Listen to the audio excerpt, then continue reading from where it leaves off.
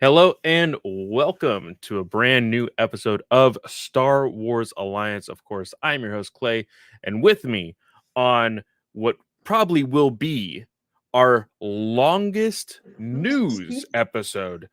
We will admit that we have had nearly 3 hour episodes with our book reviews set up at the end, but this is going to be all news. And of course, our review of the seventh episode of season 3 of Mandalorian, but that will be later. Which I think y'all are going to be surprised by my reaction to this episode of Mando. So stay Oh. tuned. But of course, that was the voice of Katie. Katie, how you doing today? You know, I had caffeine today and I'm regretting it. But it's okay. We're gonna make it through it, and then I will take melatonin and try to sleep tonight. We'll see how it goes. See, see, I made the mistake because Clay no thinky. Um, I stayed up last night and watched Mandalorian, but I did sleep. I did sleep. I got a full 6 hours of sleep immediately after watching the episode. And then as I was watching it last night, I was drinking this Red Bull here. And then I woke up a little groggy, a little tired, did, my routine, caught up on a lot of notes that we're going to be talking about tonight. I was like, you know what? I need to cut back on the energy drink and instead let me just go back to my caffeine pills. So, took one caffeine pill with water, was drinking water all day, and then I was still running on the caffeine pill, and my Red Bull, which is still right here, was right next to my cup of water. Started drinking my Red Bull, not even thinking about it, and caffeine pills and Red Bull mixed together, probably not the best idea ever. So yeah, I'm a little jittery, but it's a great way to start this episode. Um, of course, before we jump into anything and everything that we have to talk about for the Star Wars celebration, let's go ahead and do the GUA paperwork. Of course, the schedule for the GUA and its shows are going to be down below. We are almost midway through this month and we still haven't planned out anything for the crossovers. So, don't know when that will be happening, but if you would like to know, you should probably go poke and prod Travis Snell over there um, and make us schedule that out. I know that we have a lot to talk about in the sense of Mario. I'm about to start editing the review for Mario over at Slice of Film, which I believe will be the next episode this coming Yes. Monday. So look forward to that. And then we got a lot of news today over at WB. So be on the lookout for DC Alliance next week. But Yes, and I'm just going to go ahead and plug it for Heinz. Heinz is going to be doing a Mario review on Animation Nation later this month. So there's two for your money right there. So be on the lookout for his episode later this month. all right, cool. Getting a lot of perspectives on that movie. It was just a joy to watch. I absolutely loved it. Can't wait to Mm-hmm. hear everybody's opinions on it. Um, but with that, of course, check out the Patreon crossover. Like I said, it should be sometime this month. Uh, I know that we are about to throw, I think, two or three other episodes of Katie's on Slice of Film uh, over there as well. She is still going on strong with both Indiana Jones and Mission Impossible, leading up to both of those movies this year. Speaking of which, if you're listening to this episode and want to record with me for Mission Impossible 5, please send me a DM. Because I'm looking for somebody because I don't remember who agreed to record with me for Mission Impossible 5. And it's about time I need that episode. So yeah, if Very you're nice. interested, I would love to have you on the podcast. Very nice. So go check that out on the Patreon. I will be editing those soon, probably tomorrow. I've had the last 2 days off, and I will have off tomorrow. So it's going to be a very smooth week for me to be able to do all that editing. But yeah, Now let's move on to the actual show because, like we said, we have a lot to talk about tonight. We are gonna Also, go. Oh, go before we ahead. go to news, I'm sorry. Don't forget this is the last week to enter our giveaway for the Chronicles of the Jedi. Yes. You can send us a text at the following number, which I will say in a minute because I don't have it memorized yet. Or you can send us an email at Star Wars Alliance without the A in the Wars. Very important, don't forget it, at gmail.com. And that's how you simply enter. Like, we're counting one guy, he sent us a review. I really appreciate that review, by the way, on Spotify. But he sent us an email, so there you go. There's a way to cheat the system right there. The number is 830-538-4828, especially with the Mandalorian's season 3's final episode next week. There might be some things happening. You might want to record your reaction. You might want a place to vent. I don't know. We haven't seen it. I'm just saying. Um, so feel free to send us a text, a voice message, a voicemail. And Clay has that phone. So we approving things, and then we can talk about reactions on the show. And yeah, all the good things. And yeah, number once again 830-538-4828, and the email is starwarsalliance@gmail.com, and there is no A in wars. So there you go. All right. Yes, very looking forward to giving that away. Now, looking into our notes for tonight, the way things are going to go, we will look at the movie and television news, jumping into animation, and of course, we do have our lovely dedicated fans and audience of the show that do follow us for the novels and publishing. So we will be talking about that last. So Katie, when it comes to the movie news, there was a lot happening. Oh, you Um, want to jump straight into movie news? Okay, we can talk about it. well, isn't that what we have on the notes? Oh, the first Or thing up is the live action TV. oh, live action TV. Okay, okay, yeah, you're right. Let's go ahead and do live action TV first. There is a lot of stuff here. It does look like the first thing we will be talking about is the Acolyte. Now, Yes. But before we get into that, obviously celebration was in London. The next celebration is in 2025, and it is in Japan. I'm currently budgeting to see if I can try and go to that one, but anyways, obviously not everybody can attend celebration. I just wanted to like send a shout out to Friends of the Force, Star Wars Explained, Star Wars Books and Comics, and Laura from Force Toast, and Adrian from But Why Though. Thank you so much for live tweeting any panels you were at. We really appreciate any news y'all were able to give us. And it's always nice to like kind of be in the moment with everybody else because obviously we can't. So it was nice being able to wake up at 6 a.m. and go, okay, these are the people that I can go to see if there's any news from. So we greatly appreciate y'all.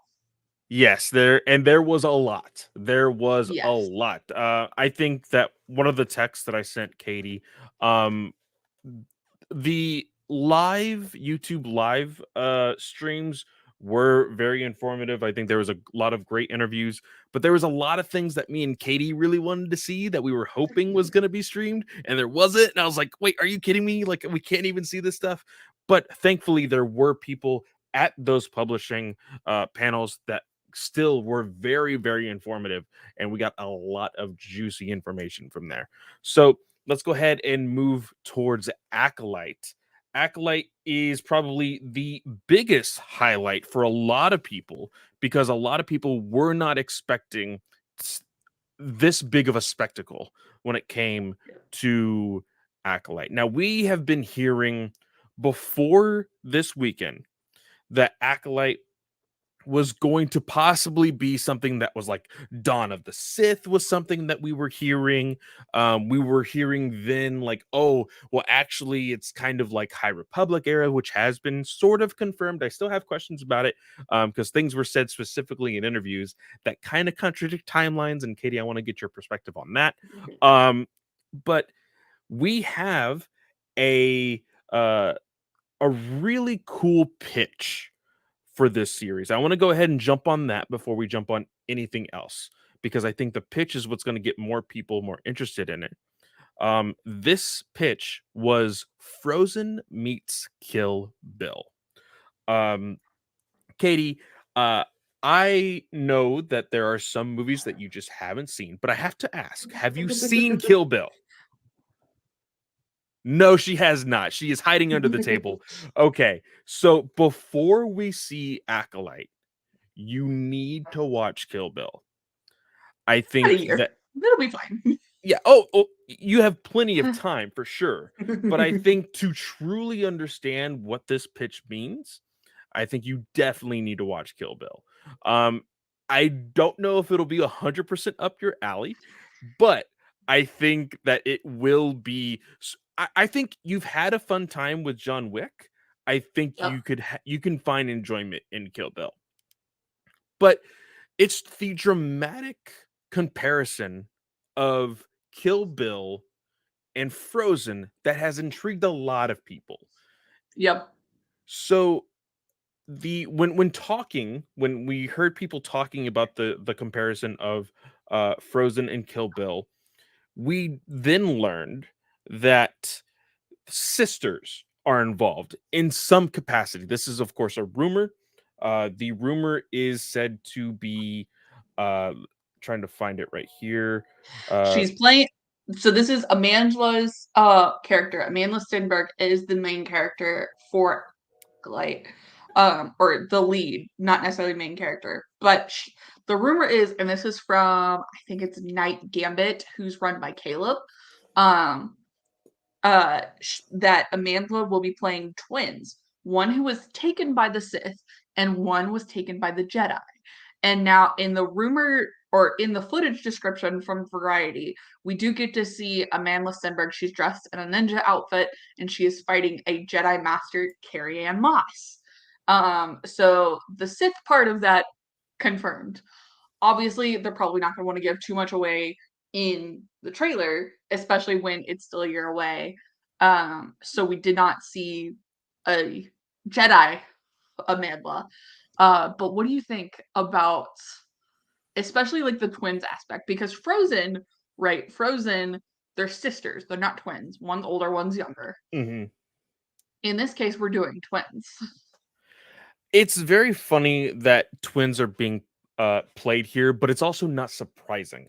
If you know Star Wars, you know that twins, not only in the very original Star Wars trilogy, Luke and Leia being twins, but you look at Legends, you look at the Old Republic, you look at a lot of things in regards to Star Wars, like there's big plot points that always deal with twins. I believe it was Taylor and Travis over at Geekverse reminded me of the legend story of I believe Han and Leia had twins, Yep, correct? Jason and Jaina. Okay, yes. So there's that. There is, of course, the Old Republic video game story that deals heavily with twins. That story is that one went to the dark side, one went to become a Jedi, and that's kind of the rumor that we're seeing here, that these twins were separated at birth, assumingly, and that one is of the dark side and one is of the light. Uh, I wonder how much they'll play in with the dyad element. Because in the Secrets of the Sith, there's a line that says when there's a dyad of the Force, it means a new era is dawning. So with this being the end of the High Republic, playing with that dyad element could be really interesting. What do you think about that? I think it could definitely be interesting for sure. Um, I don't remember hearing that part though, to be completely honest. Or The reading Secrets of that. the Sith, I haven't even read it. I saw it in a picture on Twitter, and then I verified like because I have a copy of the book in that pile right there. Um, so I haven't read it yet, but I do remember seeing a lot of that when that first came out, and like a lot of people are like, oh well, Mando and Grogu are a dyad, and no, that's not how that works. But if you could play with it in like the force sensitivity kind of way, Hmm. the two are more powerful than one. What is that going to mean? It's very similar, I think, to like kind of what we're seeing with the High Republic phase 2, where Olivia and her mom, or whoever the mother is in relation Hmm. to her, have gotten separated. Yeah. So how is this going to play out? Is going to be very interesting to see. Very, very interested indeed. But we did get information tidbits all throughout interviews and some highlights. Um, I really love now, of course, I watched the interview after the actual reveal, and that'll come later. But I first Oh, I want want to, to talk about it now. Can we talk about it now? well, I just want to say that it was, oh shoot, what was Rebecca Henderson. She Yes. said in her first interview Okay. with I think it was Christina, who was Okay. the panel of who was the host of that panel. She had said, "Oh, I'm playing a Mary Ellen." Like just very casually, like, "Oh, I'm playing a Mary Ellen. I'm a Jedi Master. I'm green." Just like just the very generic like Star Wars thing, and you're like, "Okay, that makes a whole lot of sense." But then in, I believe, High Republic ironically, panel. the High Republic publishing panel, it Hmm. was revealed that she is actually playing Katie and I's favorite character in the middle grade and young readers titles, Vernestra Rowe. Yes. This is a very surprising turn of events because of something that I believe his name was Charlie Barnett, who was also casted in this show. He was doing another interview with Christina. Yeah, he's a Padawan in the show from So the behind the scenes pictures we've seen. yes, so he is going to be a Padawan. He mentioned because he is a bit of, and I want to go ahead and say this, the fact that there are people within this production of the High Republic show Acolyte that are legitimate fans of not just Star Wars in general, but actually the source material of the High Republic, I think Yep. is very, very cool. I believe it was, oh shoot, who's the one show running the Leslie Headland, yes, who's Leslie. married to Rebecca Henderson. She like complimented the authors at the panel so much and was like, I'm so happy to be involved in this universe that y'all have created. Like props to y'all. And then she spoke some like about reading Star Wars Legends and how like the book saved her life as a kid. It And was like, very emotional. Yeah. yeah. Oh my gosh. Like I wish I could have seen that panel. Like I'm so like I I I woke up to watch that panel. I went back to watch it again today. Very, very good stuff. I recommend anybody who has time. Honestly, some of the bigger new stuff that dives into the stuff that we're going to be talking about today, all less than 20 minutes as far as the videos, and there's probably like two handfuls. So I would say maybe 8 videos total that share like the juicy stuff. You don't have to watch all of, because if you go to the Star Wars YouTube channel, it is flooded with celebration Yep. content. Um, some of the stuff you'll just see when you're watching like the Mandalorian that we're going to be talking about later tonight, or just random tidbits that we'll be getting throughout the year. But the heavy stuff and some of the juicier stuff, like I said, is just kind of buried in there. Just kind of just scour it, and it's a fun time watching all that stuff.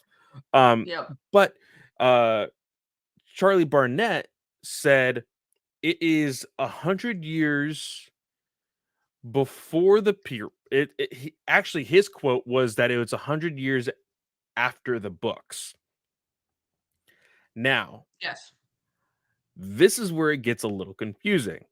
I, as a filthy casual of Star Wars, but still a diehard fan, I do not know the life expectancy of a Mary Allen? So the Mary Allen life expectancy was revealed to be here. I don't believe it's been previous. Like everybody's been scouring Wikipedia and like legends timelines and everything. There's been nothing like confirmed. Oh, this is how long a Mary Allen lives. Okay.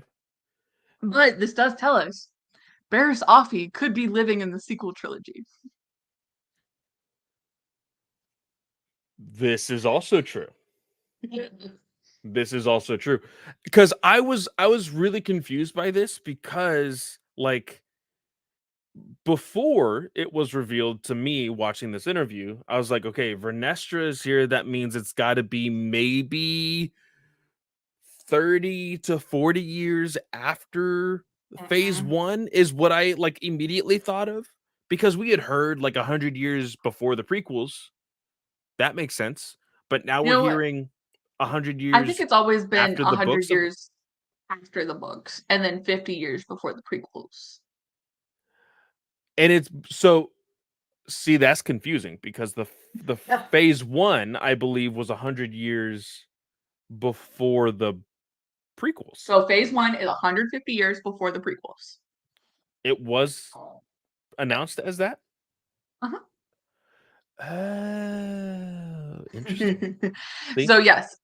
So and that's I think why they kept like phase 2 is 150 years before phase 1.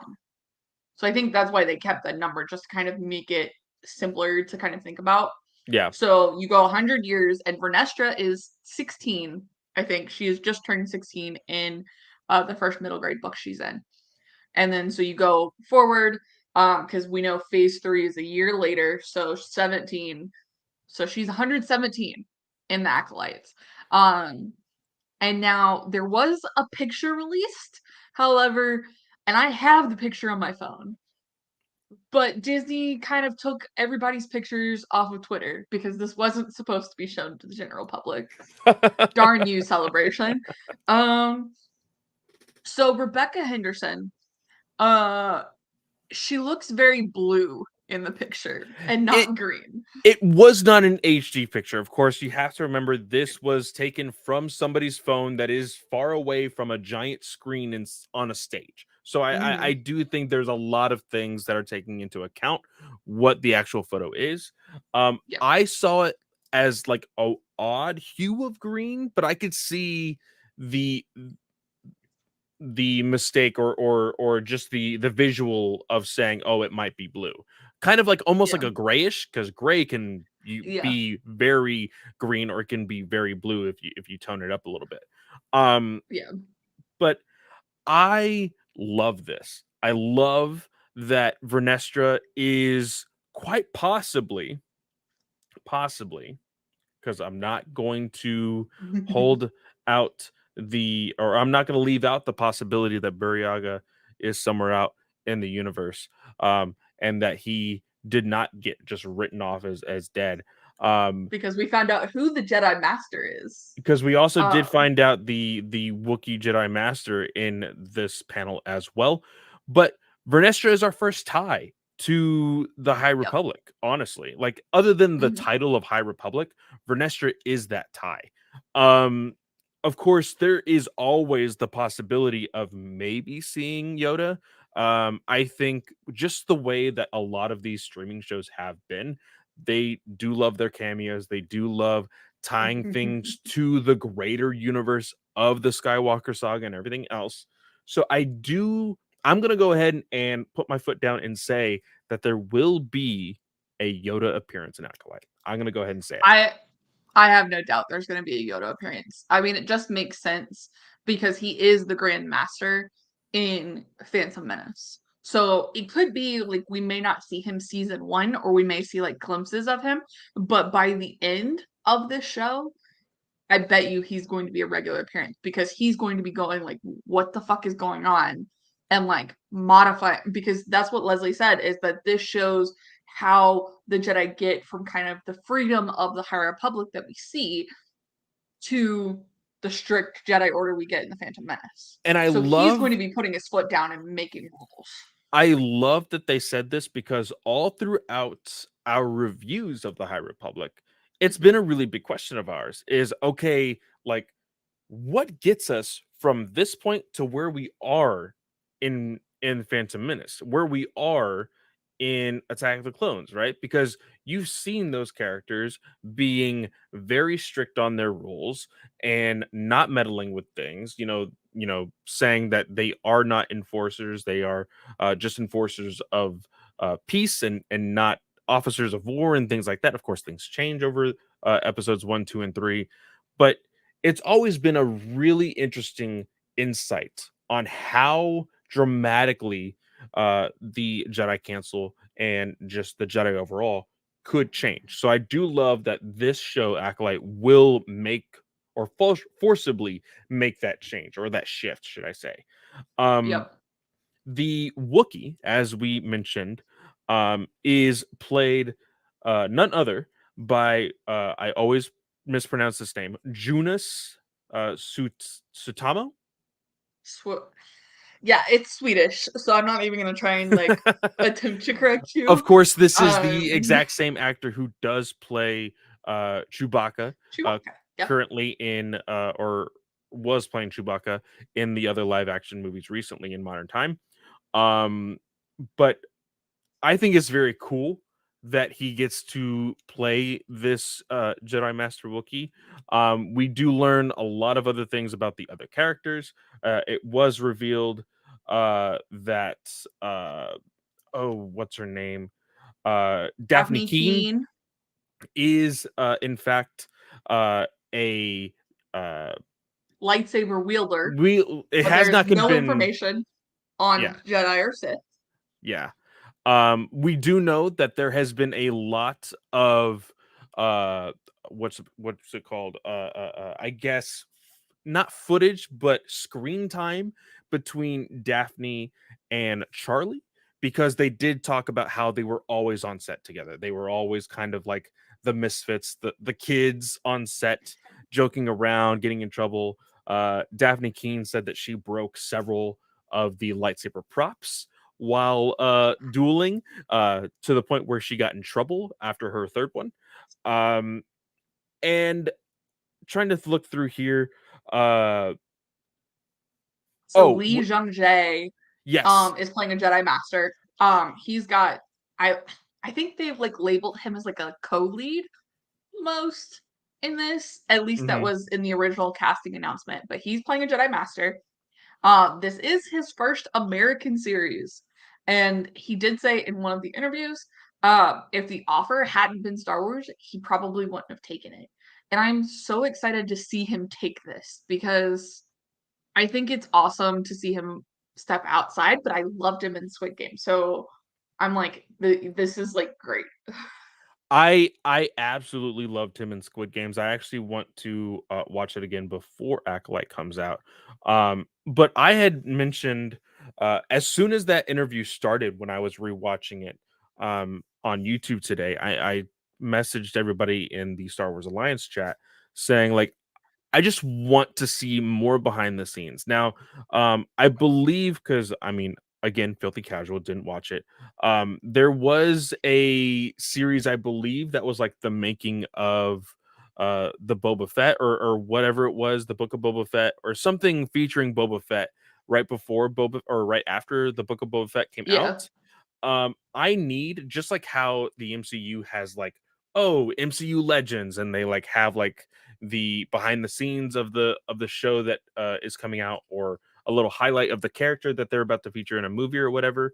Like, I need like a full segment of behind the scenes stuff for the Acolyte, because I think it's very interesting with uh with Lee being uh the possibly the only actor who, like, English is not his first language, and I just want to see how they interact. Like, how does that language barrier like really make the like, does it make the filming process longer, or like, I just want to see how that is, how different it is from American productions, on how easy it was with his Korean production of being the Squid Games. I think that is very, very interesting.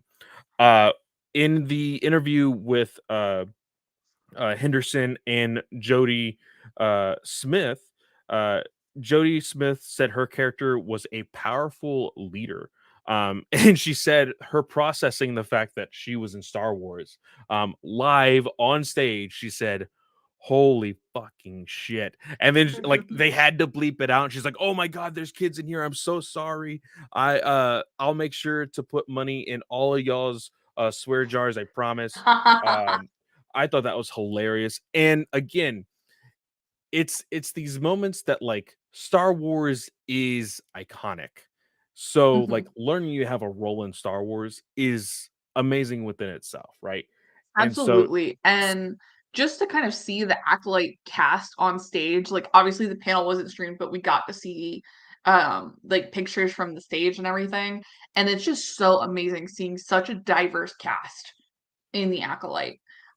It's hugely important, and like I know Jodie has said, oh, she's kind of using a lightsaber adjacent um weapon. And like we've got Vernestra. Like I think this is so cool to see. And I hope that they do the higher like they continue to do the higher public justice with people on stage and everything. Because the higher public has been one of the most diverse places in Star Wars. they have. And I will say this, we all know how secretive Star Wars can be. Mm-hmm. In the interviews, everybody was kind of like, as far as the actors and answering questions, they were looking around. They were very hesitant to answer things.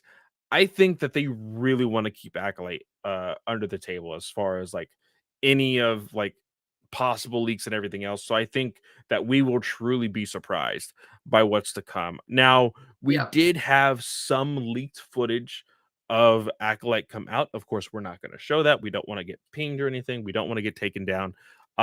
But there was, uh, I believe, Moss's character shown Yep. in the footage. It does look like she has some Jedi robes, so it does look like she may be a master.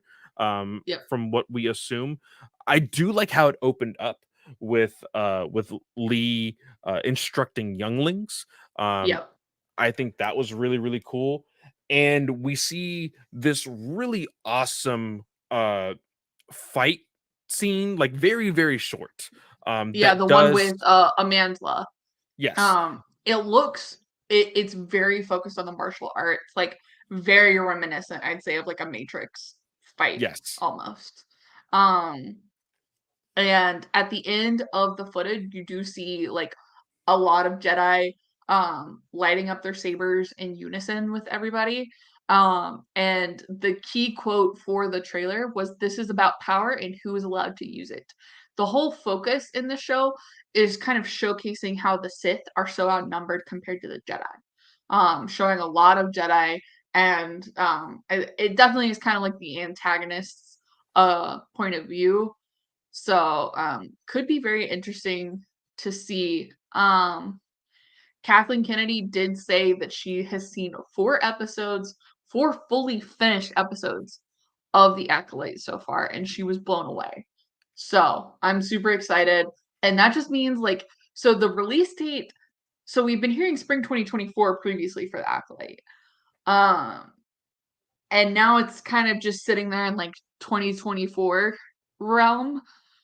But with 4 finished episodes, A, okay, we don't know the episode count. For sure. B, we don't know the episode count, but I'm like, you have 4 finished episodes. Do you think they're gonna hit like the Mando time frame right now, where it's like February, I March? I think that it is a good possibility that they either hit the Mando uh March or April, but I think it is a huge possibility of even waiting until Star Wars Day, May 4th. I think I don't that want to wait that long. I know, but you have to consider, okay, they have 4 episodes finished now. It is currently, as of recording this, April 12th. You have literally a year. I think that you could easily, if this is like everything else, um, I I don't think you get the Andor treatment. I don't think it's 12 episodes. Um, I think that you get see, I, I want I don't want more than Andor, but I don't want less than Mandalorian. So I think Oh, if there's it's less than Mando, we riot. Like I want like everything out of this. I think you go in between. I think it has 9. I'm gonna go ahead and jump and say that it has 9 episodes, quite possibly 10. Um, of course, I have no idea if this is something that they want to press on for multiple seasons. I don't think we've heard that at all. That was Um, the original rumor, was this was gonna hit 3 to 4 seasons. if so, then I think that it is a safe bet to say 9 episodes. I'm going to go ahead and lock that in for me as another prediction, 9 episodes. Um, but So, I just for example, Leslie Headland's previous series, Russian Doll, was on Netflix. And it hit 8 episodes and then it hit 7 episodes for the second season. ooh, So, okay. not that that's any indication for Disney But Plus, obviously but different beasts, but exactly. And she has also worked with multiple people from that show um on Acolyte. yep. But I want to just point out we have always discussed, would Star Wars ever have that Avengers moment and that description of the very end of the trailer, or the teaser trailer, should I say, with all of the Jedi lighting up their lightsabers? I think we're finally going to get it. Uh, and if this is going multiple seasons, um, I genuinely think that the ideas that we've had about sticking with the High Republic a little bit. Of course, we're gonna get into the movie news and everything else, but it is something that I think a lot of fans are wanting. The Lucasfilm needs to dabble again in animation and long form storytelling like they did with Clone Wars. I Mhm. think that it is very much uh, a missed opportunity if you do not either go the Clone Wars treatment with the High Republic or the Clone Wars treatment with the New Republic uh, on the other end of the spectrum. But I personally would love a Clone Wars treatment to the High Republic. Absolutely. I mean, we talked about it several times. I think it's a great move. The biggest issue I think would be making sure that you're not repeating stories over and over again. That's the key factor there. So it'll be interesting to see if Dave Filoni can learn his lesson. Now, why don't you lead us into our next topic being Ahsoka? Right. Okay. So we're gonna save the trailer because the one thing I was gonna ask you. Okay, so we know we're getting more Star Wars news at San Diego Comic Con. Before we get into Ahsoka, do you think that the public will get to see a trailer from San Diego Comic Con for Acolyte? For Acolyte? Ooh, that's a good question. Um, San Diego is in roughly 4 months, if not right? End April, of July. May, June, July. 3 to 4 months. Um, I would say yes. Well, actually, hold on. When was our first teaser for Obi-Wan? I don't know. You Yeah, can look. that's what I mean. If we go back and look at the first teaser of Obi-Wan, because I don't care what any of y'all say, the the the poster showing freaking Obi-Wan and Vader fighting on Mustafar does not count. It was a nothing. It was leaked and it was still nothing. March 9th, 2022. So it was, oh my god, really? That was 2 months. Lucasfilm's PR has sucked previously, but we got Ahsoka's trailer 4 months before the show's supposed to air. Almost 5 months. So, if you go, okay, we're going 2024, and let's say we're lucky, and we go, okay, maybe we're hitting early February. July's 6 months away? Okay, so I will say yes, only because Lucasfilm doesn't usually go anywhere else other than Celebration, D23, and Comic-Con. You don't see Lucasfilm going to WonderCon. You don't see Yeah. them going to any other somewhat bigger conventions, other than the Disney themed ones. Uh, D23 has already came and went, right, for this year. So D23 is typically like September. is it September? I don't know. This year's already been wild. That's my only hesitation then. So if September 8th through the 10th. yeah, so it's possible that Acolyte does not show at Comic-Con, but it does. Oh, you know what? Hold on. Ahsoka got a teaser last Celebration and a full trailer Yep. this Celebration. It is possible that we, the audience that is not at Comic-Con, see the teaser, That's what I'm thinking. and then D23 attendees will see a trailer. Yeah. I can think see that's it. I think that's a possibility. Yeah. We'll see. All right. So the next topic is Ahsoka, which Brent and David, Brent, our Marvel Alliance host, and David, our patron, chimed in on our Twitter and said that they were most excited about technically Ahsoka. David used the "Where is Grand Admiral Thrawn" gif.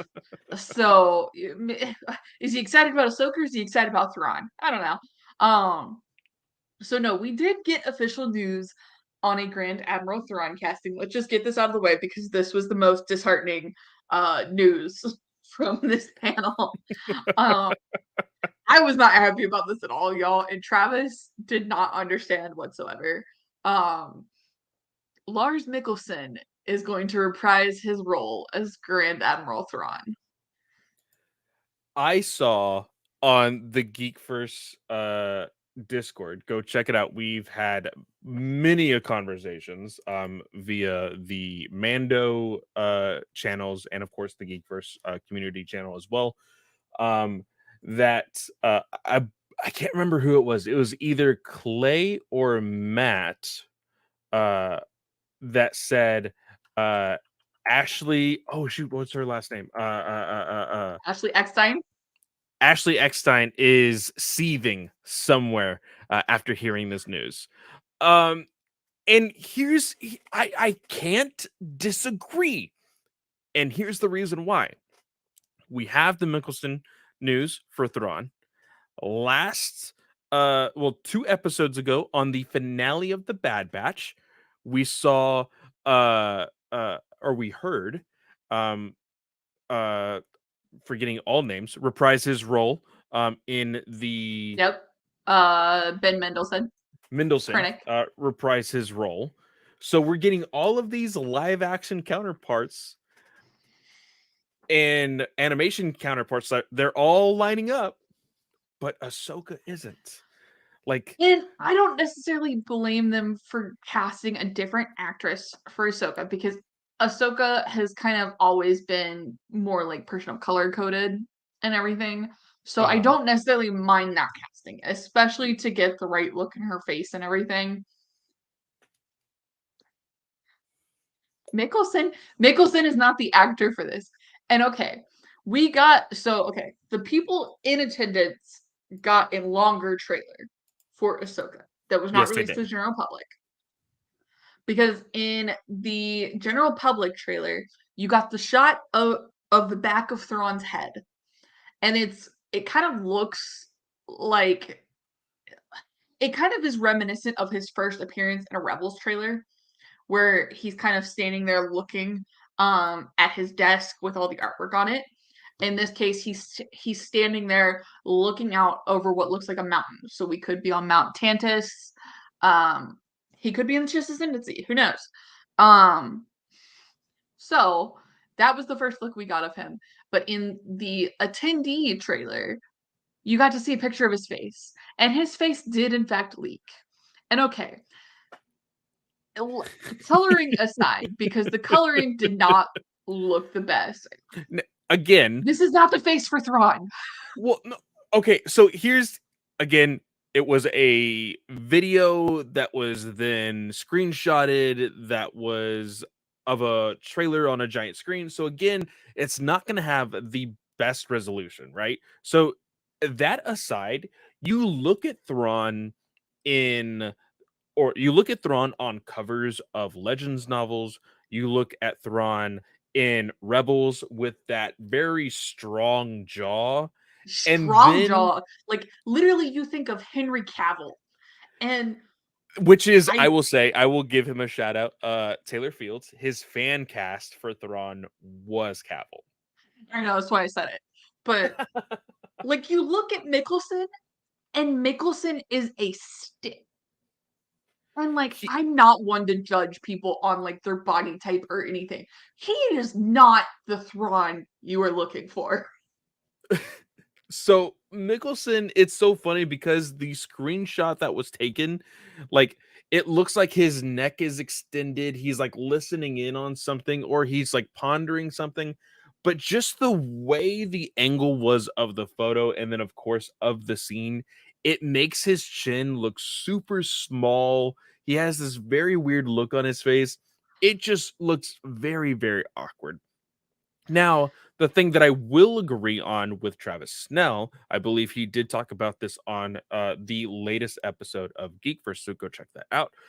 He did say that the really good thing about Filoni and the team that is behind a lot of these projects is that they want to keep the continuity in the sense of, okay, like, hey, this is the mannerisms that we gave him within the animated show, so you need to copy that. And they will make Mickelson copy that to a T to make it, of course, seem more canon. But I mean, Mickelson voiced him. There's nothing for him to copy. They do the animation based off of him. Like, and I know, like, okay, they don't like do the complete animation based off of him, but they're going to input some of the people's mannerisms into the animation. Yeah. And okay, y'all, I sound like a hypocrite right now because I judged Greg from Super Civil Servants, the Geeks Chasing Squirrels, whatever you want to call them. I'm sorry, Greg. But I judged Greg so hard, and I judged a lot of other people for judging Robert Pattinson in his Batman costume. So, like, I feel bad judging him off of a crappy screenshot when Pattinson got like the full like costume test. It just is, this is not like ugh. I'm still gonna watch it, but like I'm not happy with Nicholson at all. I I will of course always give these shows a shot. I think that on top of everything that has come out for Disney Plus, Ahsoka is very high on my list for most anticipated. I just think that, of course, everybody's saying, Rebels Redux or whatever, the sequel to Rebels, Rebels season 5 or whatever, I think is very, very true. I do need that story to continue. And so it is something that I will 100% watch, especially for the show.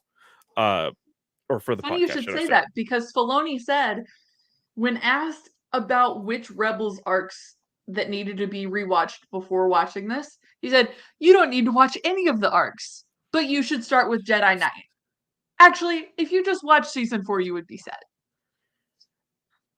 What kind of answer is that? You don't need to watch any of them. Actually, no, actually. And I think the reason why let's be completely honest. Again, something that we do not agree with. When people look at animation, they say, "Oh, that is for kids." They're not going to jump and watch a 4-season show to then watch a live action show. Of Yep. course, I think that the hardcores will always do it. But when it comes to a casual person who just probably wants to get like the bare minimum of story, they'll even go as far as just looking it up on Google or looking up a YouTube video. Hey, what happened in It's season so 4 of sad. Rebels? That's what they're Rebels gonna do. Rebels is the best. Like, go watch it. If you I have to read took something, read season 1 and season 2, and then go watch season 3 and season 4. It took me so long to jump on the train for Rebels because I was not a fan of the not as dramatic as I made it seem to be change in animation from Clone Wars to Rebels.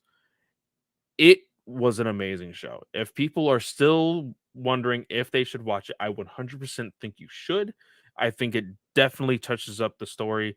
A continuation from Clone Wars, I think it does an amazing job, especially now that we've gotten a little tidbits uh, of that even in Bad Batch. It helps even more being a part of the universe of Star Wars. So go check that show out for sure. But Yep. I do have the trailer here. We can kind of talk over it. I'm not thinking that we need to necessarily go scene by scene, um, but there are some tidbits in this trailer that have people talking. One of them being, for me personally, um, Sabine has long hair. People have 5 years later. theorized 5 years later, yes. People have theorized that this is just for the sake of trying to blend in. Um, Sabine, if you want to blend in, you can't have 3 different shades of color in your hair. Sorry. That's just not how it goes. Of course, this is Star Wars and things are always looking kind of, weird, should I say. But, it is what it is. Just going to call that out. Um, w- what do you think? Do you think that this is just, hey, time has passed, she's letting her hair grow out, whatever? I saw if you go back where she's kneeling in front of her helmet, that is the same pose that Kanan took before he chopped his hair. Um so Really? yes, this pose right here. When he at the beginning, I think it's the beginning of season 4, and he's kind of accepting his heritage as a Jedi and fully embracing it. Um, he's meditating and then he takes the lightsaber and just chop. Low cat. Um, Early Praetorian Guards, I would have said yes. before today's Mandalorian episode. We have a better look at our first look at Hera. This, of course, has it been confirmed? Because I believe it Yeah, is. she was on stage and everything. Mary Elizabeth Winstead. Yes. I think like in the trailer, there's a better shot of her like talking. Okay, so real quick before we get to that, we have these two individuals, um, Balin and Shen. Balin Balin and is Shin. the male and Shen is the female. So, what do you think the story of these two are? So clearly, later on in the trailer, we do see them with not red lightsabers, but Orange! orange. Orange has never had a animation or live action appearance. I believe they have only been in Legends, comics and Yes. novels.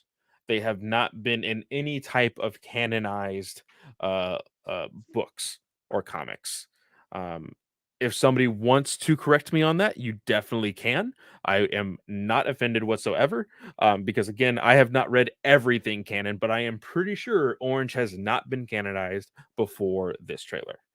Um, So technically I think they canonized it with Fallen Order, but it is like the switch of s- Cal's lightsaber. You can change it to whatever color you want. exactly. That doesn't count because you can do whatever you want in the in the game, but I do believe if you read the, of course, novel that we read, they are specific to keep his color blue, his lightsaber blue. Um, Mhm. so I do believe that his lightsaber color is blue, but you can change it to orange if you want to do so in that game. Which, by the way, we are, I believe, 10 days away, or no, 16 days away from the Yep. release of that. I will be purchasing it this weekend, and um, I cannot wait to review it because I will have a lot of time on my hands to play that game, and I look very, very forward to it. But um, in this trailer, let's move forward. They are saying this summer. This has been confirmed for August, Yep. correct? Um, we have so you notice the jacket that Sabine is wearing? Yep. That is her rebel insignia. And Hera's jacket has the same rebel insignia. Yes, it does. I absolutely love it. Um, Here I believe is uh a quick shout out to those who actually watch it. I do not. But there is a You character will. here You will. with resistance, um which I thought was really, really cool, just for the fact that it has been a show that a lot of people have kind of thrown to the wayside. People have put it a little bit lower on their tiers of animation when it comes to Lucasfilm and Star Wars. With the inclusion here, I think that it is only fair that maybe we give it a shot, just to see what kind of inclusion or tie-in it does have with Ahsoka. I've watched it. So Now, for me, what interests me more is front row and sitter. Genevieve O'Reilly. Oh, I was so excited by this. I've been dying for her to come in to like the Mandalorian era because this is when she's chancellor and everything. And it just makes sense for her to make an appearance here. And we get her as Mon Mothma. Hallelujah. Okay, so I may be ignorant again. Technically you could say that she is definitely, quote unquote, a human species within the Star Wars universe. Again, Yes. lifespans are like non-existent to me when it comes, or very like, I don't know the knowledge of this stuff in Star Wars. For some reason, during this era, I was like, oh, she's probably like long gone. Um, don't know why I was so surprised to This see is her. only 10 years after Andor. Roughly. True. Well, no. 10 years after 10 years after Rogue One. There you go. Is it? Yes. Because A New Hope to Return of the Jedi is 4 years. Rogue One takes place literally like the week before A New Hope. And then I 5 years to Mando. See, I thought it was a lot longer from Mando. So that is my fault for being so ignorant in the timeline. But So she does look very good here. So Mon Mothma was born 48 BBY, which makes her 48 in A New Hope. So she's okay, only 58 here. But she not looks bad. really good for 58. She does look really good for 58, but we have also seen that Bo Katan is supposed to be nearing 60. And my God, Early 50s. We talked about this. Early 50s. uh, exaggerating, but still looks good. You know, women in Star Wars just look good. Sorry, that's just the way things are gonna be. It's Um, facts. But It's what it was meant to be. this is the shot that Katie was talking about. We do see the man, the myth, the legend himself, Thrawn, from the back of his head. It just looks so awkward because of the way that they portray him in Rebels, with like a longer type of head, a like very like pompadour, like almost Elvis, like fluff in the front type Yes. of hairstyle, and then to see him very flat here, it looks a little Yes. awkward. And obviously, y'all, obviously, you're never gonna perfectly match animation to live action. I think the best live action transformation I've seen was Cad Bane. Cad Bane was pretty awesome. Or yeah, Cad Bane in Book of Boba Fett. It was Yeah. awesome. But like you couldn't even like give him like a better wig. This is Lars Mikkelsen's hair dyed black. Yeah. Like this is not a wig. It Well, just looks terrible. do you think it is one of those, like, because I do believe with the actress of now, people, again, you can correct me if I'm wrong. I am okay with eating crow. The actress who plays Sabine, I believe she has long hair, correct? Or no? Is that a wig? Yes. She does have long hair. I think that a lot of these actors and actresses, I think that it is a little bit of a commitment to be like, hey, chop off all my hair, right? So I do think that they probably said, hey, you don't have to chop off your hair. We'll just write in like, hey, it's been 5 years, whatever. You know, you just didn't cut your hair Yeah, for 5 years. he could have aged or something, but he doesn't come close to like Exactly. the And way the so character for looks. Mickelson, I And think it's well, go ahead, go ahead.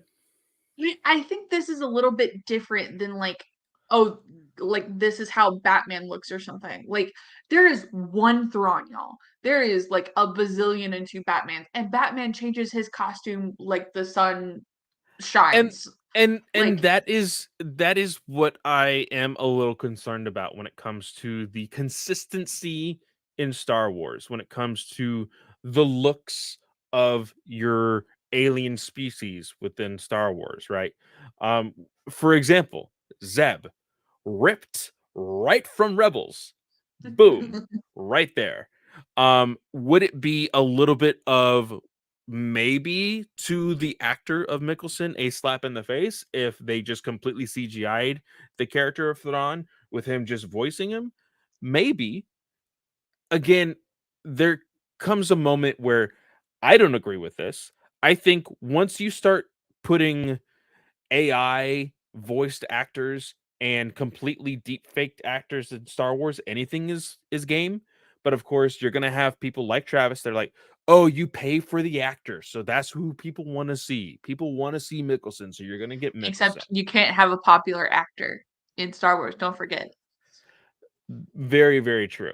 Um, Sorry, I had to throw that in there. no, No, but and I I know it's contradicting, but it is very true for Hollywood in general, not just Star Wars, but for Hollywood in general. and I like I really enjoyed Mickelson as an actor. I did not agree with like the portrayal of Thrawn in Rebels. Point blank, I didn't think it I lined did. up with the books. They say they We have know my brought opinion on in Thrawn. they said they have and okay, you have not read the canon books though. The the Legends Thrawn book, and I've said this 1,000 times and I'll say it 1,000 more. Legends Thrawn is very different from canon Thrawn. So, We'll see. uh, We'll see. but Filoni did state that they have been in constant contact with Timothy Zahn, trying to make sure that they're getting these stories right. And especially as it comes down to going into the movie, which we'll talk about soon-ish, that could be very important. Absolutely, absolutely. It just terrifies me because again, we've heard my opinion on Thrawn. With what I have It's not going to read, be a perfect adaptation.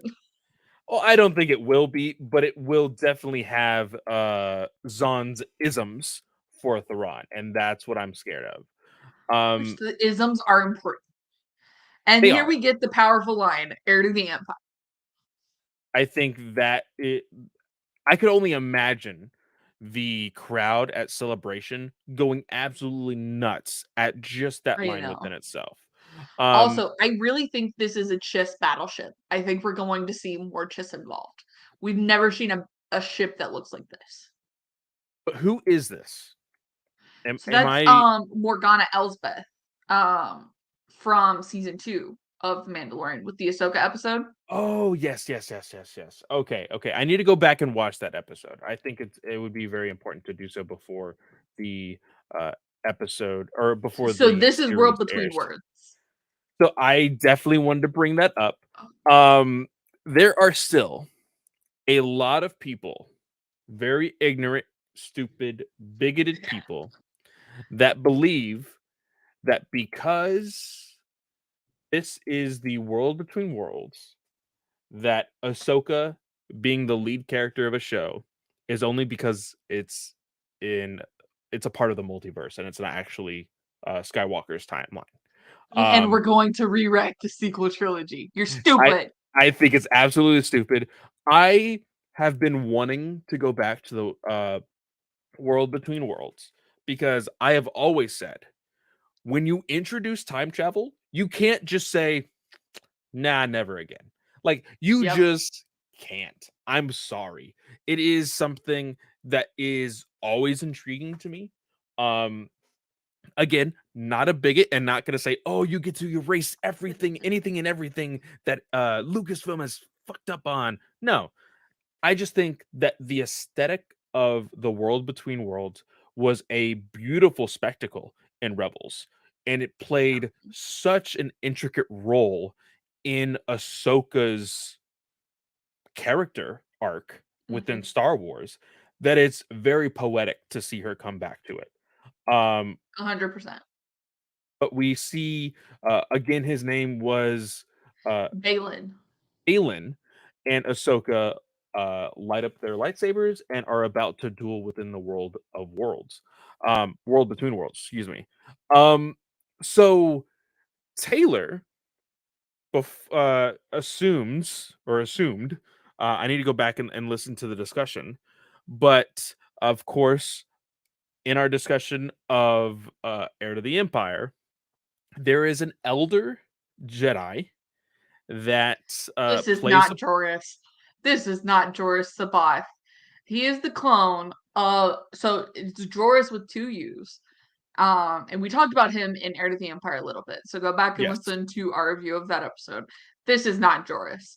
Joris was unkept, a complete hot mess. Had his Jedi lightsaber, did not have a red lightsaber. This. I don't But even what think this is like an adaptation of Joris. I was gonna say, but what if it's not Joris and this character is replacing him? Because And again, it, we've talked about Star Wars does not adapt. They don't. They make homage. They may pull, little things from which Filoni, we'll talk about later, has teased for the future of Star Wars and his projects, mhm. but they never adapt. So it is possible that they could just be taking a piece of the story and using it with these two force users instead of just one. Because again, there was the female with the orange lightsaber as well. What do you think? No, no, no. It is not inspired by Joris. I think I think Heir to the Empire means too much to Filoni and Favreau because Favreau is collaborating on this with Filoni. I think this means too much to them to go, okay, we're going to pay homage, but not in the way you think. The whole, okay, and this is what I think Taylor and I have a disagreement on. The whole point of why Joris succeeds is because Luke is looking for a master, somebody to teach him the way of the order and to kind of like light his way and show him what he's supposed to do to reignite the Jedi Order. This Ahsoka Ahsoka is a great Jedi. Not only that, she's not trying to rebuild the Jedi Order. She knows exactly what she was doing. If she would have stayed in the Jedi Order, she would have been a Jedi Knight. And even so, if you go, okay, Luke is going to be involved in this in some way, and this is this is the Joris to Luke, and we're gonna try and reignite that story. Luke knows Ahsoka exists. Luke also knows that there's other Jedi out there in the galaxy. Grogu is still there. And Grogu, like Ahsoka and Grogu were able to communicate via the Force, and clearly Grogu and Luke were able to communicate via the Force. So if he wanted to know what the old Jedi Order was doing, he has resources. He's not going to go looking for crazy people. Speaking of crazy people, literally just thought about this while you were talking. What if this is our first inkling of the cult that we see in Shadow of the Sith? That is my thought. Um, Now it looks like Balon is actually doing a training session with Ahsoka here. So I don't know if it's like full on like the cult and he's an enemy. I feel like this is a training session we're seeing. Also, Taylor, I'm Really? sorry if I got a little violent with what I was saying. I just like that's my opinion and I was sticking to it. So you think that this is more not an actual uh like hostile battle. This Right. is This is Ahsoka has found someone that knows how to use the world between worlds because you're seeing all of like those diagrams and everything. And we kind of talked about this. Um, or maybe it was Matt. Somebody had said, "Oh, well, the gates were destroyed to the world between worlds." I had said that Okay. the because you said, "Oh, that's the world between worlds," and I said, "But I thought the doors were closed, that where they were destroyed, which is in Rebels. I believe it's the last season of Rebels, or if Yeah. not the third season, I can't remember which one. Um, that they were in fact destroyed. You had made a very good point. Um, the really important thing about the world between worlds is in the scene in Rebels, you see other gateways, you see other doors, meaning that there are other places within the galaxy, almost kind of like hyperlanes. There's other Yep. places that you can enter this world between worlds. So it is very, very possible. This would be very, I would say, comic booky if, just throwing it out there, what if for some reason Ahsoka finds a way into the world between worlds, finds these two, let's just call them force users, and they have been trapped here for some reason, and they escape into our They've been Skywalker let into the timeline. greater galaxy. I can see that. Like you could probably even like go, okay, maybe there are characters that are gonna reappear from the acolyte. Maybe it's going to be a tie-in. Yeah. Who knows? Because it looks like Shin actually has like some sort of Padawan braid in her hair in this shot when she's flying. Yeah. So it it could see a lot of things. I They like definitely look the very Sith-ish. very, very Sithish. I think that is very intentional, but I love the if not intentional, very unintentional uh, mirroring or homage to the Darth Vader scene in Rogue One here. I think is very much on purpose, personally, but absolutely love it. We And do Ezra's see here. Ezra. Yes, we do see Matt Ezra. Matt was like, "I Ezra's not in there. This isn't a Rebels sequel series. Like, there's no Ezra." And I'm like, "Yes, there's Ezra. Like, did you not see the hologram?" Very, very small hologram. And even the actor was like, I am so proud to be able to play that hologram. Again, playing this part of like, oh, we're probably not going to see him in the series. I 100% believe that we are going to find him. If we find Thrawn, because that was a big thing in our discussions with For Mandal why for Ron Man- won't appear in Mandalorian. yeah, which we will talk about later. You know, Thrawn is supposed to be lost, so is Ezra, but clearly something happens. Um, This is an who Inquisitor. is this? You think this is This an is a red Inquisitor? lightsaber. And so I'm wondering if this is a flashback. Ooh, I okay, okay. So if we, I'm trying to think if there is any reason. I don't see. I think that it's quite possible that an Inquisitor could have still lived. And like again, I love the idea of the cult playing a big part in this kind of, you know, getting people more in tone to what, the greater stories of Star Wars being with the novels. This could have just been another player of that. I I could have seen that if maybe they were wearing something else. I don't think an Inquisitor would have stayed in that garb with the helmet hiding their face Uh-huh. if this was after. Okay. Okay. I can agree with that for sure. I want to go ahead and mention this right here. For all of you again, bigots who just for some reason hate strong women to be leads in Star Wars. They were trying to say that this scene right here was horrible CGI and you should just throw the whole thing away. You're watching it from a freaking YouTube video, for one. Um, and you just need to shut your mouth. Like, this is pathetic that you have to attack the only uh like person CGI scene, because of course you have like the ships and everything else. Like, this is the weakest argument you could have had, Yeah. and you chose the weakest one. It's pathetic. Sorry. And But then oh boy. oh my gosh, this was the most exciting thing about this trailer for me. David Tennant returning as oh my gosh.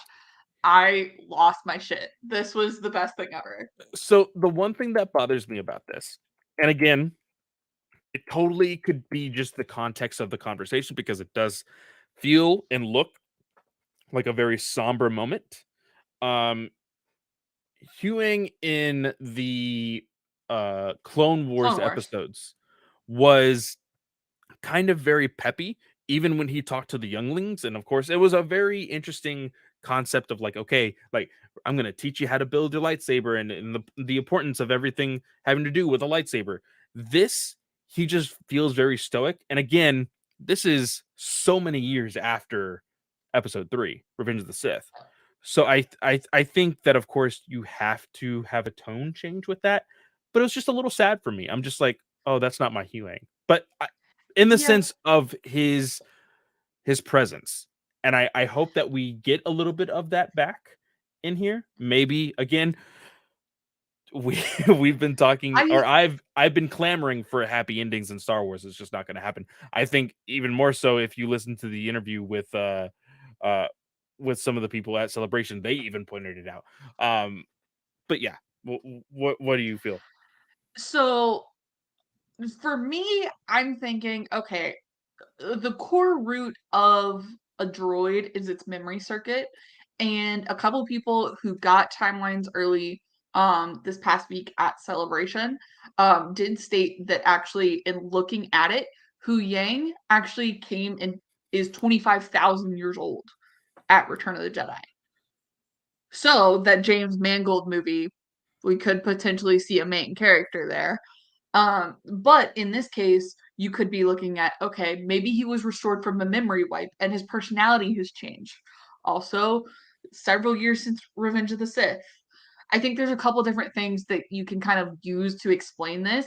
Also, it's 5 seconds. So, Again, yeah, for sure. There's just like there's a lot of missing context there. yeah. Um, but that is it. I am super stoked for this series. Um, I cannot wait for it. As far as any more notes on Ahsoka, I think that So is Kevin Kiner will be scoring the series. He has scored Clone Wars, he scored Bad Batch, and he scored Rebels. So him kind of coming into this live action role makes complete sense. Ludwig Göransson is also going to be assisting. So he's returning back to kind of a main role with stars, but Kevin Kiner is going to have the lead. The full director list for the 8 episodes, we have Dave Filoni, Steph Green, Peter Ramsey, Jennifer Getzinger, Gita Patel, and Rick Famuyiwa. So those are our directors. And then the other bit of news that we got related to Ahsoka, and not from Celebration because they're not going to give us these kind of character details, but Wes Amos, I can't remember what show he's from, is supposedly playing Thrawn's, oh my gosh, right hand man. And that was from Deadline today. Now, the only one on this list of characters that I put here in the notes that you know of is Rook, which Rook supposedly died in Died Rebels. in Rebels. Yes, I do know that. We had our discussions about it in via our Heir to the Empire discussion. So remind me again who Eli Vanto is, though, because I So do Eli recognize the Vanto, name, but I can't remember it. yes, so Eli Vanto is kind of Thrawn's prodigy when he comes to the Empire. He finds Thrawn with like the Imperial group he's with and speaks a language that Thrawn can speak.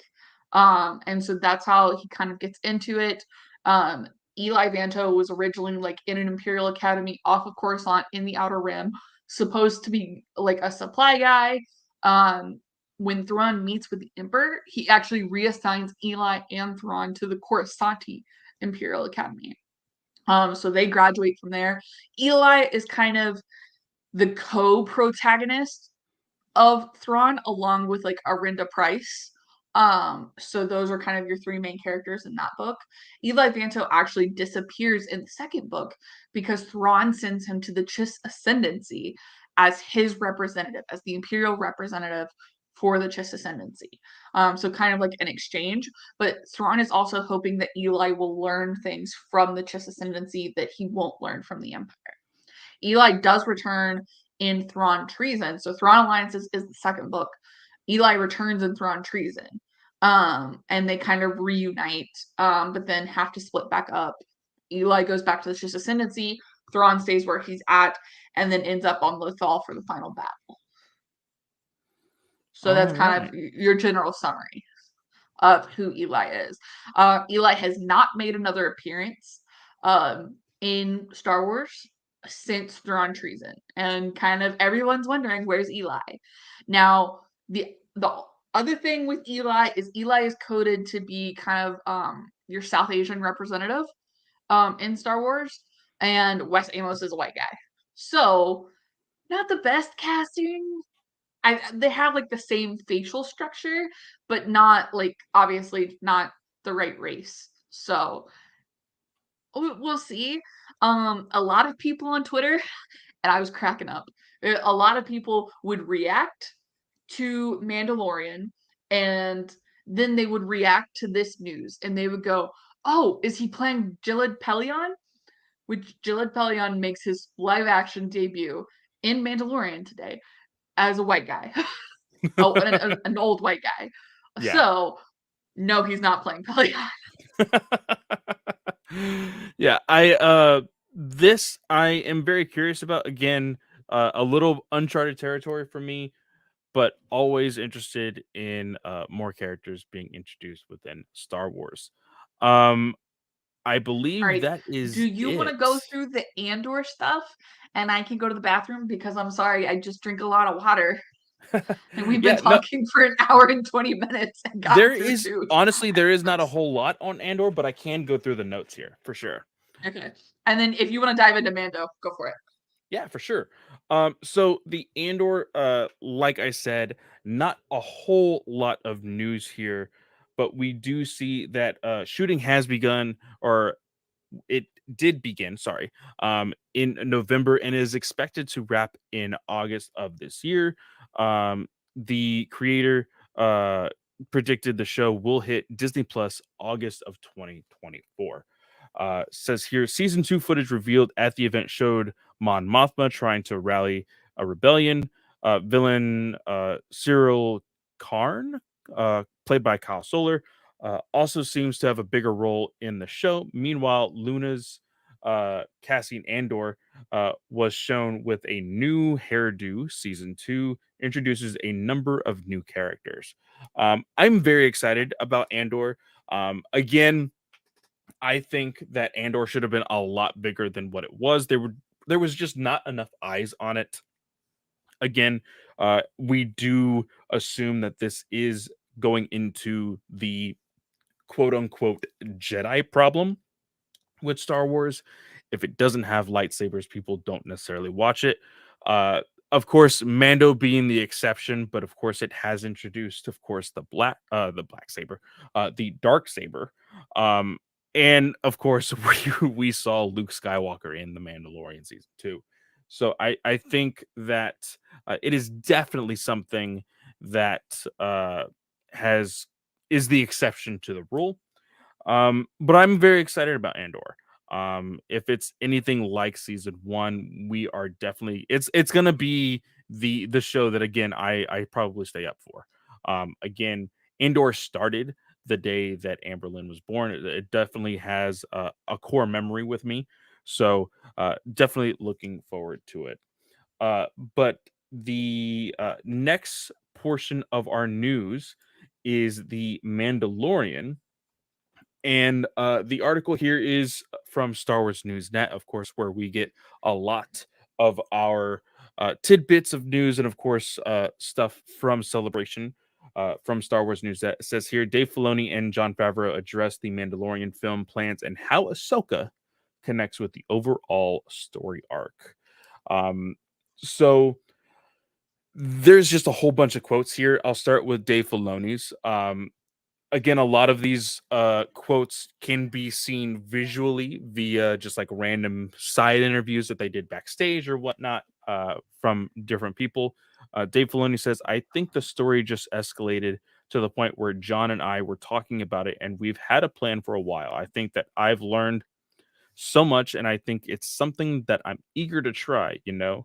I've really enjoyed working in live action, and I've teamed up with John and Kathy. It's such a great place to hone your skills, and it just seems like the next logical step. The story, I think, has also grown to a point that we want to expand it a bit to do a little bit of a bigger thing than we've been doing in our streaming shows. And it just presents a different structure than episodic series, making a film. So I'm looking forward to the challenge of it. Still partnered with John, so hopefully you'll get the same brand of excitement that people are used to from what we've been making. What are your thoughts on that quote, Katie? So I guess we should go ahead and say it because this kind of involves the film. But okay, so Dave Filoni is making basically an Heir to the Empire movie. Um Heir to the Empire was not confirmed. He's making a film that culminates all of the threads currently in the Mandoverse together. So it's kind of going to be an end to those stories as we know it. It does not mean the series are coming to an end. It just means, hey, this is how this story is going to end. We're going to jump to a new story, don't worry. But it could end, it could not end. Yeah. Everybody's reading that the wrong way. Um, so I think this is really interesting. I am curious to see what Dave will do as a first time feature film director. Because obviously that can kind of be a make or break situation. Um, but especially with some of the episodes that he's directed for Mando and Book of Boba Fett, it's an interesting choice to have him direct. I think it's a very interesting choice as well. We will see more um like we said in the Ahsoka series. He is directing in there as well. I believe his directorial debut was in Book of Boba Fett, correct? He did do No, the so he did an episode in season 1 of The Mandalorian, and then he did an episode in season 2, and then he did another episode in the Book of Boba Fett. So he's okay, had okay. 3 live action. So he's had three live action, which I guess would accumulate time-wise as like a full-length movie.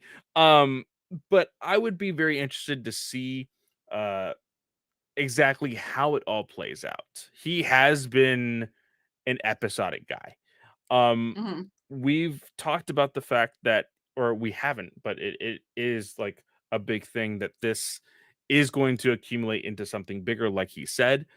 So he still probably has the episodic mindset, but Mhm. you really have to stretch out that story. You can't really do what he normally does with, oh, cliffhanger here, cliffhanger here, cliffhanger here, and then boom, there's the end of the story. Um, I I will say I'm hesitant to be 100% excited about this, but I know with how John and Filoni have worked things out, that it will be the same of what we've been getting. And what we have been getting is something that we have been enjoying. So it's not something that I'm just going to be like, this sucks. Why couldn't we get somebody else with more experience? You know? Yeah. And I can see that. And Dave being fully involved in the story is important. And him being able to grow these characters that he's maintained, though I wish he would kind of take a little more risks with some of the stories that he's telling. Hmm. It is what it is, though, I think. And I think this is definitely a movie that we're going to see come out of Star Wars. It may not be the movie we've all been hoping for, but I think this has a high likelihood of being made. So, the rest of the quotes in the article are very long. I definitely recommend. This is an interview done by IGN. So you can go watch the interview on their YouTube channel, or you can check out kind of the general summary that Star Wars News Net did. But I think for the sake of time, Yeah. we're gonna Was move there on to anything? Skeleton Crew. Well, just real quick, was there anything from the interview with John and Favreau that really stood out to you? Um, in the sense of because I know that this was the interview via IGN, but they did have, again, you can go check it out on YouTube. They did a 16 to 17-minute interview on the celebration stage as well, kind of talking about Mandalorian and uh, the possible futures. I think at this point the movies weren't announced, or they may have been. I can't even remember. Um, but anything that really stood out, but from Filoni or Dave, or sorry, John or Filoni. Um, Kind of. So one of the questions was something that both Dave Filoni and Jon Favreau are on the fence about is labeling the film event as a series finale of sorts. Ultimately, they see the New Republic era as being bigger than just Mandalorian and its spinoffs, which is highly important. And they have a lot of ideas about canon and what to borrow from non-canonical material. Dave said, I don't know if I'd call it that. I think of the time period now as the New Republic time period, and it's something that's existed long before we were ever making The Mandalorian. The idea that after Return of the Jedi, there was a New Republic, and that the heroes still had to defend that Republic from the Remnant Empire. It's a very old idea that we brought into the first season of The Mandalorian because it was what was always there. So as we've gone along, I keep a very large diagram slash whiteboard slash timeline of all the things, and as we build story, I show John if we do this, it's almost like a crime scene. We could lead to this, and then that could mean we do this. And he'd say, well, what about this? And yes, well, let's put that up there. And so a lot of times I've been using post-its so we can move them and keep them movable. And John said, and we have to keep checking in between our shows too, as I'm watching and we're looking at scripts. The key word there is our shows. Yes. Our shows.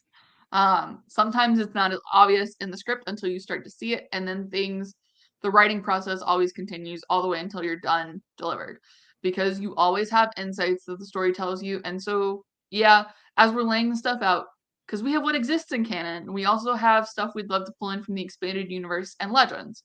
There are certain stories and characters that people have connected very, very much with over the years that might not be officially part of what is considered official Star Wars, but because it's so much part of the Star Wars community, as Dave did with Clone Wars, bringing those elements in, and because they already feel like they're running parallel to it, and if you can bring it in a way that's elegant and incorporate everything, and again, trying to bring together Star Wars as much as we can and make it all align in a way that feels satisfying and decisive. It's a very long way to say, um, it is bigger, and there's a lot of ideas that they have. I do find it interesting because everybody's always said, "Oh, Dave's the maintainer of Star Wars lore and like how the timeline works and everything." But they're very clear. They're really only thinking about New Republic time period right now. So you gotta wonder who's maintaining the other timelines, other areas of the timeline. So Yeah, it's very interesting for that for sure. I I am looking forward to all of this. I think more people are going to be interested in almost like the same kind of anticipation we have for like, okay, well, what happens after the High Republic? I think a lot of yep. people have been so attached to what people again, I got so triggered at this in the Star Wars chat. At the Mandoverse, or like there's an argument on what to call it. It's Star Wars, people. Like that's the difference between like what you would call the DCU and the DCCW. Those are two completely different universes that hardly ever collide if they do at all, which they do not. Star Wars is all within the same timeline. Like And it's all Star Wars. that's what I want people to understand. Like, just because, okay, we're stretching out into different eras now, that doesn't mean we're rebooting anything or we're redoing anything. It's all the same story. It's just different eras of the timeline. And I think that's why it's very hard to compare a Marvel and a DC to Star Wars. Because those DC and Marvel stories take place all at the same time or relatively like 5 years, Yeah. give or take. And Star Wars, I mean, we're in the Mandoverse right now, which takes place 5 years after Return of the Jedi, and we're trying to figure out how long it's been since season one. So it's like, what do you do? So that's an important thing to remember, is that Yeah. it's a timeline. That's We're it. we're just expanding, like just the odd question of like, oh, you know, the one thing that still hasn't been answered that I still would love to see, which I do with time believe it will happen, you know, I want to see a younger Yoda. Like eventually we'll get there. Yeah. Eventually. I don't think it'll be anytime soon, but eventually we'll get there. And it's just the same Yoda, just younger. It's not a different universe Yoda and he's going to be younger. No, it's all within the same timeline. But Yeah. again, like you said, to be moving on with time, we still have a lot to cover here. Moving on to the Skeleton Crew. Uh, Katie, you want to jump on this one? Yes. So we got confirmations on the cast announcements that have like kind of taken place over the past year. Carrie Condon, Ravi Cabot Conyers, Kiriana Crater, and Robert Timothy Smith are joining the show. The series, which focuses on a group of kids, is said to evoke classic Amblin films, which I have no idea who Amblin is. And then there was footage shown from the series to attendees.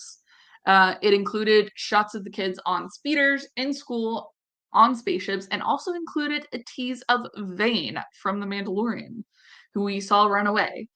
And then the clip ended with a look at Jude Law as like using the Force. It says as a Jedi.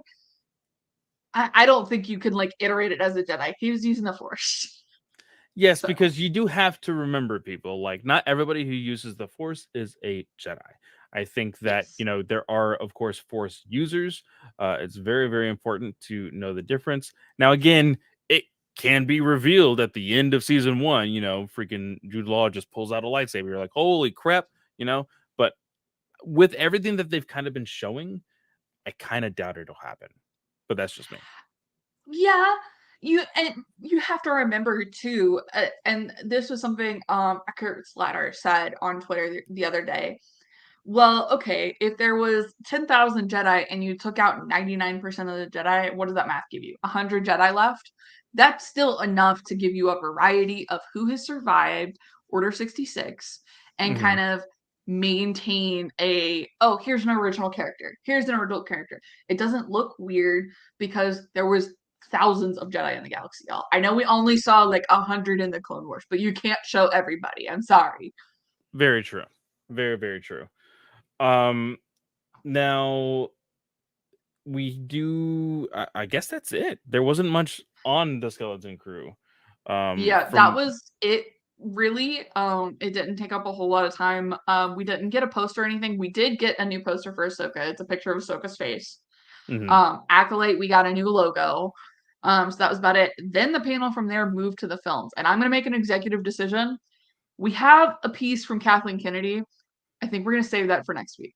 Let's talk about that next week because it Okay. wasn't a whole lot related to celebration, but it was. But let's save that. I think. All right. Yeah. Yeah. For sure. For sure.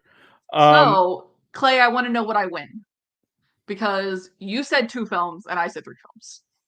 you did say three films.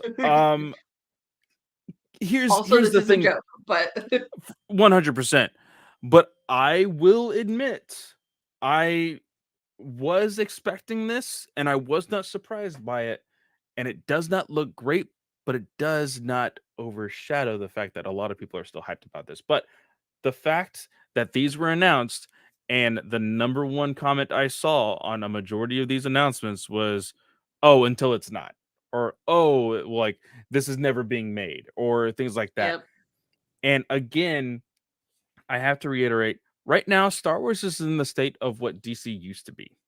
Um, and I say used to be, but technically it hasn't even started yet, the new DC verse, you know? Um, so it's very frustrating when we get movie announcements that I genuinely really, really, really hope become an actual thing, but then have this little voice on the inside, back of my head saying, should you get too hyped about this? Should you even be excited about this? You know? See, here's the thing though. So, okay. I'm gonna go ahead and summarize all three films, and then I'm gonna tell you why I think these are pretty legit. So Dave Filoni, we kind of already talked about it. New Republic era, because they did showcase all of the eras from Dawn of the Jedi to the New Jedi Order. Dawn of the Jedi taking place 25,000 years in the past, and the New Jedi Order 15 years after the sequel trilogy. So that kind of shows you our timeline here. Mhm. New Republic era for Dave Filoni's film ties all the threads in the Mandoverse up with a pretty bow. Charmin Obaid Chinoy's film is in the New Jedi Order. Daisy Ridley walked out on stage to help confirm that This this was pretty story hype. will focus on her. This was awesome, and seeing the reaction from the crowd, like hearing the videos that were taken and everything, it was pretty awesome. I saw a video and I just want to like screw all the people who don't like her as the main character and whatnot. Like I don't even want to give them any attention because the moment Daisley walked on stage, her smile is so stupid contagious. Yep. She just had the biggest smile with everybody, of course, screaming and yelling for her and super excited about this because the way they introduced it was like, "Oh, your movie is going to be about the new Jedi Order. Can you tell us a little bit about who is going to be in that?" And of course, the director was like, "Oh, not only can I tell you, but they're here with us today." And she just like walked up on stage. It was super cool. Um, the fact that we are getting a continuation of the sequel trilogy with Daisy.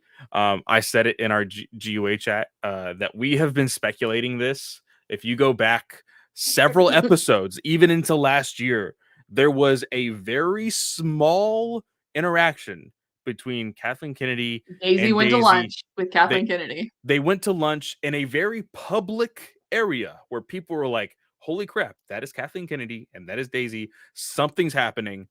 And I think that was the first indication that this movie was happening. Yep. So this movie takes place 15 years after the rise of Skywalker and shows Grandmaster Rey trying to rebuild the Jedi Order with the Jedi in disarray. And people have taken disarray to mean a couple different things. Um, I think when you have no Jedi, that means they're in disarray. So it'll be interesting to kind of see that. Um, the other film that was announced was a James Mangold film, and this is ginormously exciting for me. This is Dawn of the Jedi era, 25,000 years in the past, and it focuses on the first Jedi, and they're aiming for a biblical epic. So, again, filthy casual and people who may not know in the audience listening and or watching here live on the YouTube, 25,000 years in the past. Where is the focal point from They 25,000 did years not in the specify. past? They did not specify See, because I was looking forward to. that is But what is very interesting to me. I mean, in the grand scheme of things, 25,000 years in the past, the Skywalker saga is 80 years. Yeah. It's still next year. very, very, very early compared to anywhere you put it in the timeline. Um, I'm really excited about this. The way that Mangold um said that this could very much be inspired by that of like the Ten Commandments movie.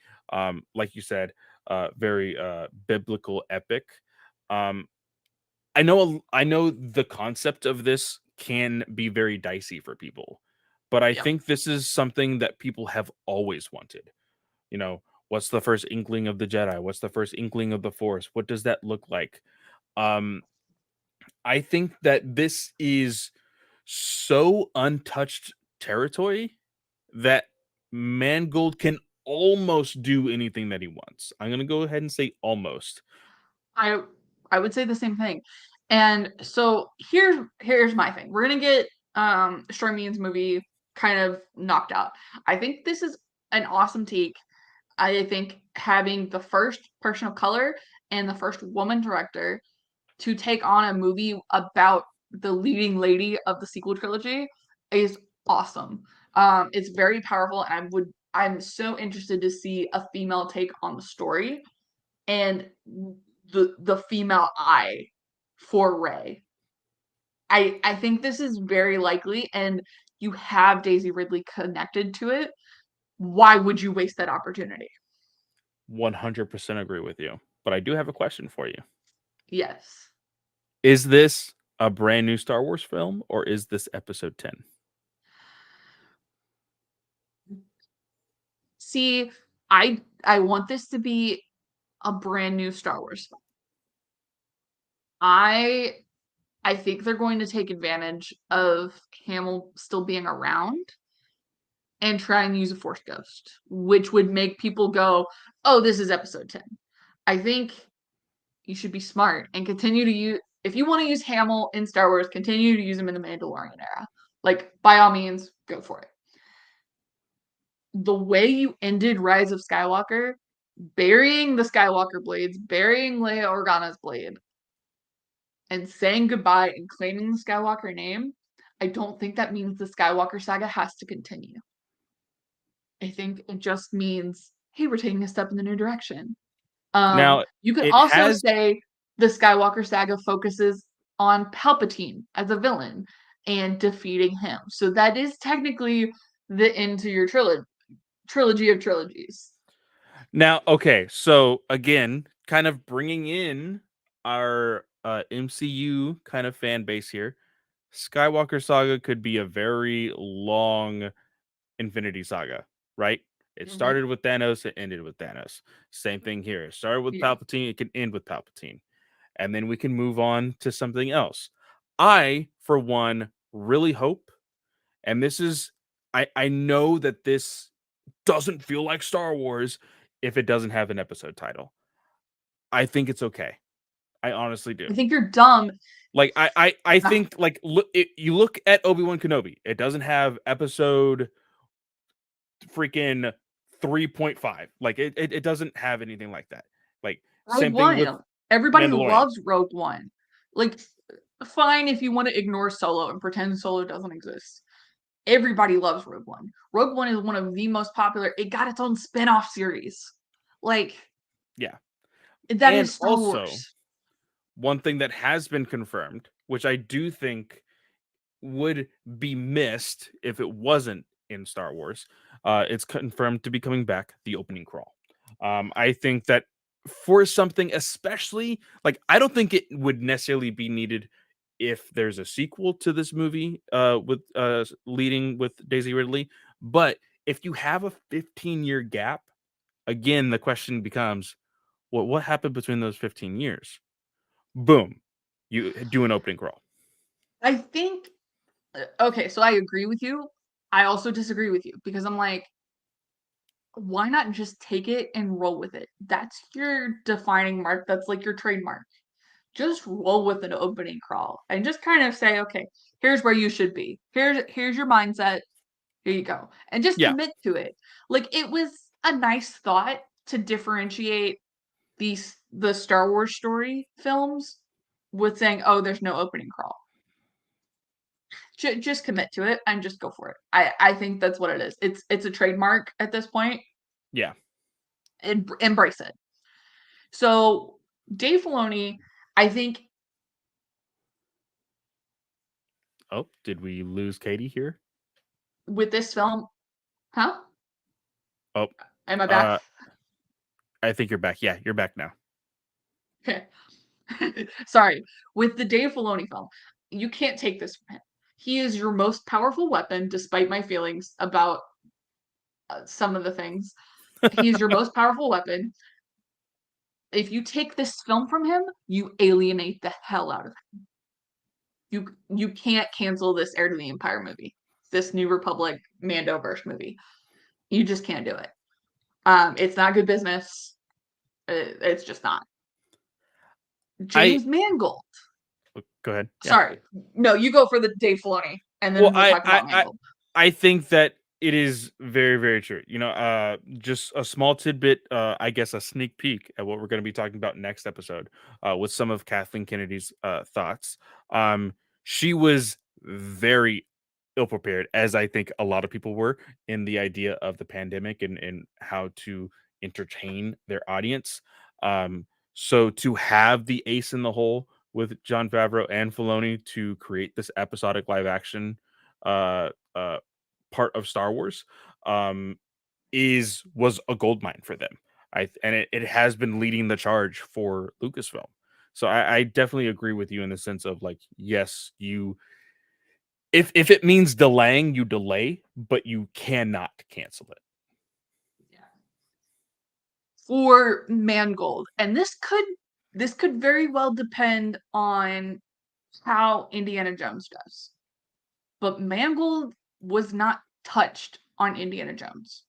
Lucasfilm has already worked with him for Indiana Jones. You know how this guy works. I don't think you would hire him to make another movie if you were not accepting of, okay, this is the story that I'm going to get. This is the way the guy works on productions. Obviously, he's had great success with like Logan and Ford versus Ferrari.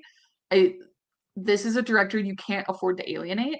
And the fact that you've already worked with him means you would be stupid to go, oh yeah, I'm going to fire you because I didn't like the way you work. Indiana Jones is a part of a universe, of a timeline story related to your hero. I think it's the same exact principle. I think this film's going to happen. I think all three of these films are going to happen. I really hope so. I really do. One inkling that I, again, really hope that this is happening, is that Mangold has confirmed that he is currently, today, as of right now, working on both the Swamp Thing script and on this new Dawn of the Jedi type of story. So, if that is any inkling that yes, this movie is definitely being made, I really, really hope so. When it comes to anything and everything with these three films, if I had to choose one, I'm sorry, Daisy, like I think I would say Mangold's story, just because it's See, so uncharted territory. Because again, with how our okay. mindsets have been kind of tested with like streaming and stuff, I would even be okay with like putting Daisy in a like prequel like streaming show leading up to her movie to be Mm. the Grand Council, like being a part of the Grand Council of the Jedi. But like movie, like boom, like just because it's so uncharted territory, it would like I have a feeling that yes, you're gonna have these Star Wars isms. I've been using that phrase a lot, isms. But I think that when people watch this like Dawn of the Jedi movie, they're probably unless it definitely has an opening crawl and you definitely have that John Williams theme like blaring right in your face in the very beginning of the movie, you're not going to know it's a Star Wars movie. Like I have a weird kind of feeling that it's going to be like that. And I have the same feeling for Acolyte. I think that these two uncharted territory eras of Star Wars are going to be so dramatically different that it's going to change the way people look at Star Wars. And I do think that it's for the better because it gets people out of this shell and out of this box of Star Wars can only be this. Once we start branching out, then anything is possible. And Yep. that's where I'm really hoping for great things when it comes to, of course, the new Jedi Order era. Is hey, let's go a little crazy. Let's branch out a little bit. Let's be done, like we said, with this whole episode 10, episode 11, episode 12. Like we don't need it, you know? And I think that the Dawn of the Jedi is going to really kind of break what Star Wars is, and for the good. Yeah. I see. I thought you were going in the direction of, oh, if I had to pick one to go, and then you said, "Sorry, Daisy," but it would be the Mangold movie, and I was like, "What? Like that didn't make any sense at all." I it I don't think I could pick between New Jedi Order and Mangold's movie. I would if I could kick one out, I would say bye Filoni. But that's because I love Ray, and I also really But love Mangold as a if storyteller. if I had to choose one to leave, it would be the Filoni movie because I would I know. definitely need the Dawn of the Jedi, and I would definitely need to see Daisy as a true leading lady, like being the head honcho of everything. Yeah, Which I don't think she was necessarily overshadowed in the sequel trilogy, but there was just still a lot going on and a lot of weight of just like what Star Wars is in general on her. I think yeah, with this new movie, it's kind of a clean slate and they can do whatever they want. Like I genuinely yeah. think so. It will be interesting to see because of all the rumors that Charmine's movie was going to have a person of color as the lead.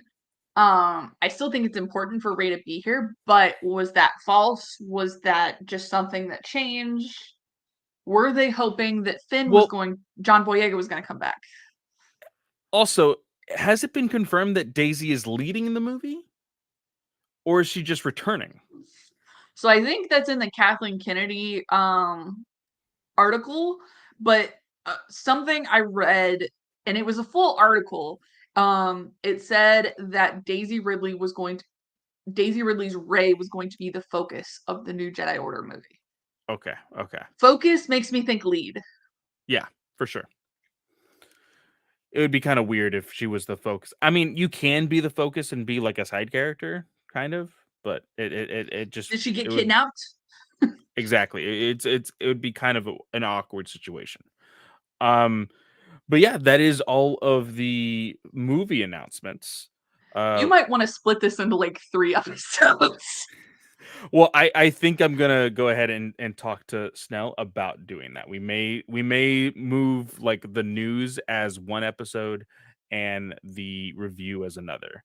Because I think people could You might definitely just want to do do like TV and movies and then publishing and Mando. that is also true. We could definitely do that. I think that that would actually make more sense. I will definitely get on to him to see if he can let us do that here on the network. Um, but moving on, where do you want to move to next? All right. So, just real quickly, Tales of the Jedi 2 has been announced. Season 2. We can talk more about like potential arcs you'd like to see. I know Taylor was in the comments and said young Yoda would make for a good Tales of the Jedi arc. I completely agree, but like we can talk about that more next week. I did want to revisit one of Filoni's comments because this was in the Clone Wars anniversary panel that he announced this. And he said something along the lines of, "Oh yeah, you know, I saw the reaction to Tales of the Jedi and I just have to like we have to make sure our animation department is up to snuff and like I need to make sure that they know what they're doing." And I'm like, if you don't think they know what they're doing, well, then go poach someone. You worked with Avatar, you worked with all these animated franchises. Don't you know somebody who you would go, oh, yeah, this is who I'd want to lead our animation department? God, if the people who were in charge of Avatar: The Last Airbender did Star Wars, oh, that would be amazing. Absolutely amazing. I know. I would. But yeah, that was the only thing I wanted to kind of like touch on from that. We don't have a release date. We don't know who it would be on. That was just, oh yeah, season 2 is coming. So, um, Bad Batch. Season 3 is confirmed to be occurring. From StarWars.com, however, it will be the final season as Lucasfilm finishes telling this part of the story. I think this is a good choice, being able to end where you want to. B, obviously there's more you could tell in this era, but I would hope that they could, because it seems like we're only getting one animation a year. Mm-hmm. It would be nice to move on to a different area. Well, and that's why we made the comments of like, hey, you need to give like the full Clone Wars, because this is technically the Clone Wars treatment with the same type of animation, the same Yep. intensity in storytelling, but you need the longer form of storytelling, like several seasons, in a different era. Like we said, either the High Republic, the New Republic. I think that is very, very important. As far as this being the final season, I think it only makes sense in my mind, just because of how dramatic season 2 ended. Um, there is still the question on what happened to Tech. I think that it is very clear what happened to Tech, but it is Star Wars, so you never know. I think that getting a final look at our Bad Batch and finding out what truly happens to Omega um, is going to be either a very heartbreaking tale, like all of Star Wars usually is, um, or a somber one, not necessarily extremely heartbreaking, but like, hey, this is just how it goes. Um, it's just like Travis Snell likes to say, it's within the sad times of Star Wars, the dark times. Yep. Um, and I am looking forward to it. This you said has no release date as of right now, correct? Does not have release date. At some point in 2024. So our shows for 2024: Acolyte, Bad Batch, Andor I is what we're currently think looking at. I think that this comes out after. I don't think they do the same thing that they did with Mandalorian this year. I don't think they do it simultaneously, just Yeah. because I think Not with that Acolyte. You're not gonna I think you're you're gonna not gonna put poach too much. Acolyte. I think you're gonna put too much of the focus on Acolyte. That's totally fine. I think you should do it. I think they separate this uh from that, but I do think that they put it closer to Andor, as in Yeah. like not overlapping but getting close to it, so you still have a lot of Star Wars to watch, you know? Yep. A teaser was shown to attendees, and the description reads as follows: It began with the Emperor, voiced by Palpatine actor Ian McDermott, visiting Dr. Royce Hemlock, leader of the Empire's cloning efforts on Mount Tantus. It is imperative that this facility remain secure, Palpatine says. Your brilliance is a great asset to this empire. All members of the Bad Batch appear, with Hunter addressing Omega's capture at the hands of the Empire. Omega's been waiting for us. I'm not making her wait another day. We see Omega and a sullen Crosshair, both still in Imperial custody. I'm not giving up, Crosshair, Omega tells him. I won't leave you either. You're my brother. Throughout, there are glimpses of several worlds and characters, including Republic commandos, clones, Rex, plenty of giant creatures. Why is there always a huge monster? Wrecker asks before dropping a thermal detonator in one's mouth. And Ming Na Wen's fan favorite bounty hunter, Fennec Shand. So that is the description. I'm excited to see Ming Na Wen come back in. Um, and I wonder how long they're going to separate the time. Like, has Omega been captured for months? Has it been a couple weeks? I would almost be willing to say weeks, if not shorter amount of time, because I think it would feel a little too awkward for like the way the Empire is like showing that they should not like what's the right phrasing? Uh what's the phrasing I'm looking for? Like they I think that the research that they're doing with the clones is too important to just be like, this could take some time, you know. Um, Even though I do think that it's a very important research on the Empire's point, and they do want to conduct it very carefully.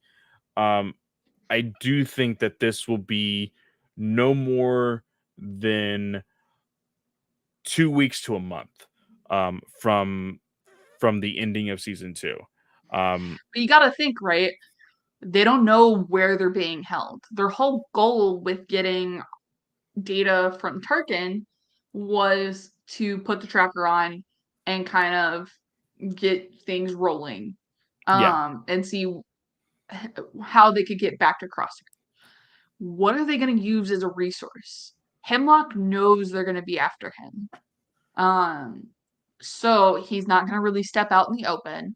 They're going to have to do some digging. So it'll be Well, interesting. who's the only person that has been in contact with the Empire that they know of?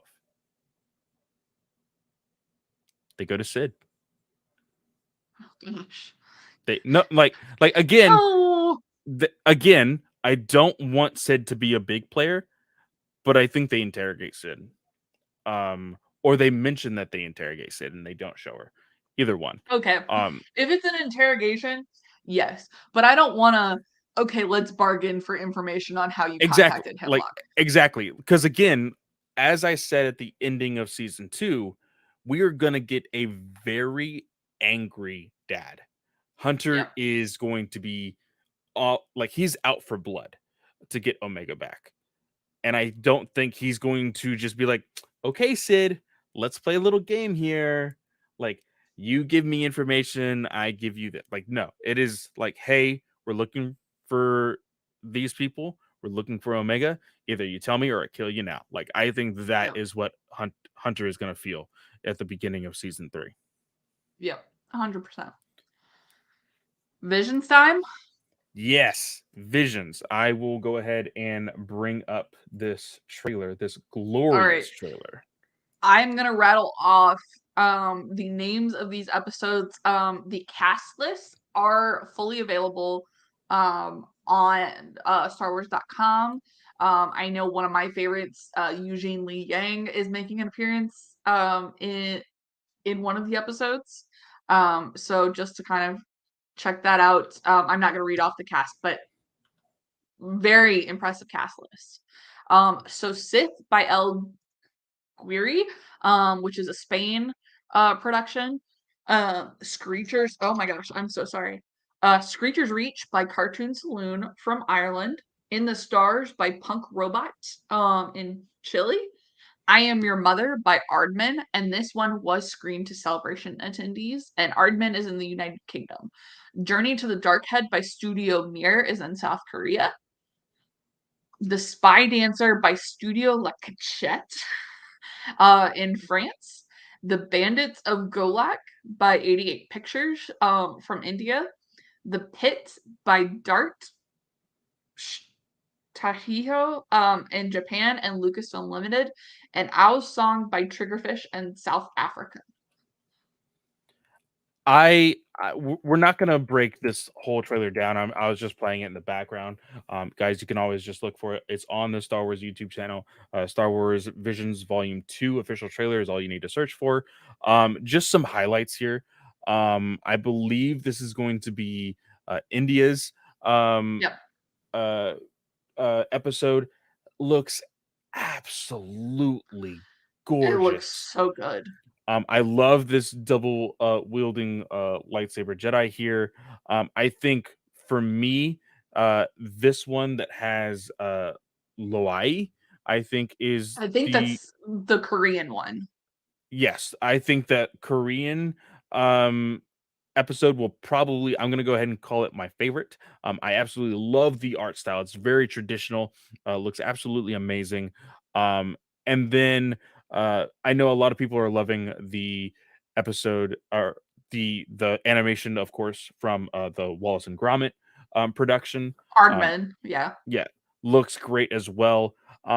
And I'm gonna go ahead and agree with Travis the way that he said that in Visions Volume 1, they were just stories that were told by people who were like, "Hey, this is what we think Star Wars is about," right?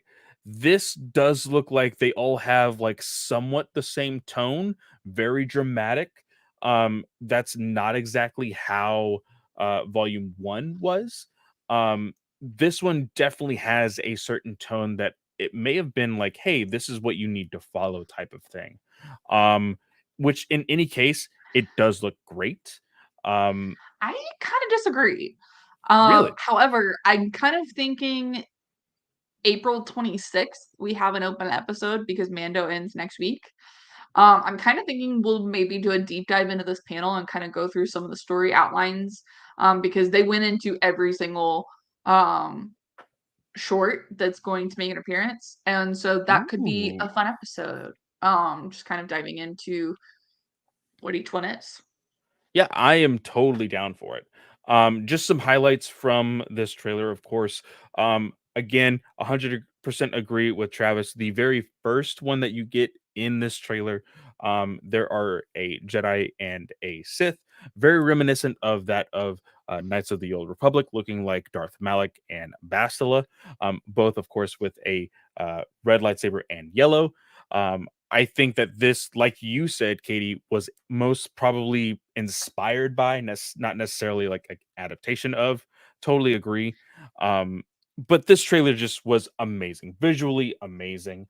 I love how it Again, looks. It's so good. just to reiterate, like people don't understand that like cartoons are not just for kids. I'm gonna take the quote from Guillermo del Toro. uh, Animation is cinema. Like it is a great form of storytelling, and Star Wars just knows how to do it, man. With visions, I do hope that I don't care which one of these it is, but I do hope that we do get another novel um, to explore one of these worlds. Yeah. I just sent a tweet because I've been meaning to send a tweet to Random House Worlds. So Random House Worlds, if you're listening, I'm sorry, but like the people want to know when is the Volume 2 book like announcement happening? Because I thought it was gonna happen at Celebration and then it didn't, and now I'm like sad. So like again, Ronin was so good. I think I'm gonna read that after I get done rereading the Aragon series. Um, but y'all, we need another Visions book. It's gotta happen. Like, when is it happening? Yeah, That's very the very question. excited to see if we get an announcement of that for sure. There was a poster announcement, but I do think we're gonna probably just save that um for the end of the month, and we'll kind of go through each story for what you can expect and which ones we're most excited for because we're at 2 hours and 12 minutes and we still have a lot to Oh man. Next we have let's see here, would be uh the Young Jedi Adventures would be the next little thing, right? Or we do want to skip that for now? Let's skip that. Obviously, April 26th is when all of these shorts are supposed to release on Disney Plus. And then the show is going to drop on May 4th, along with Visions. So that is what you can expect. We obviously the first couple of shorts are on YouTube right now if you wanted to check them out, but they're super cute, a lot of fun, and I think kids are gonna really enjoy them. So, and that's the important thing. This was designed for kids. This is the first kid-focused show.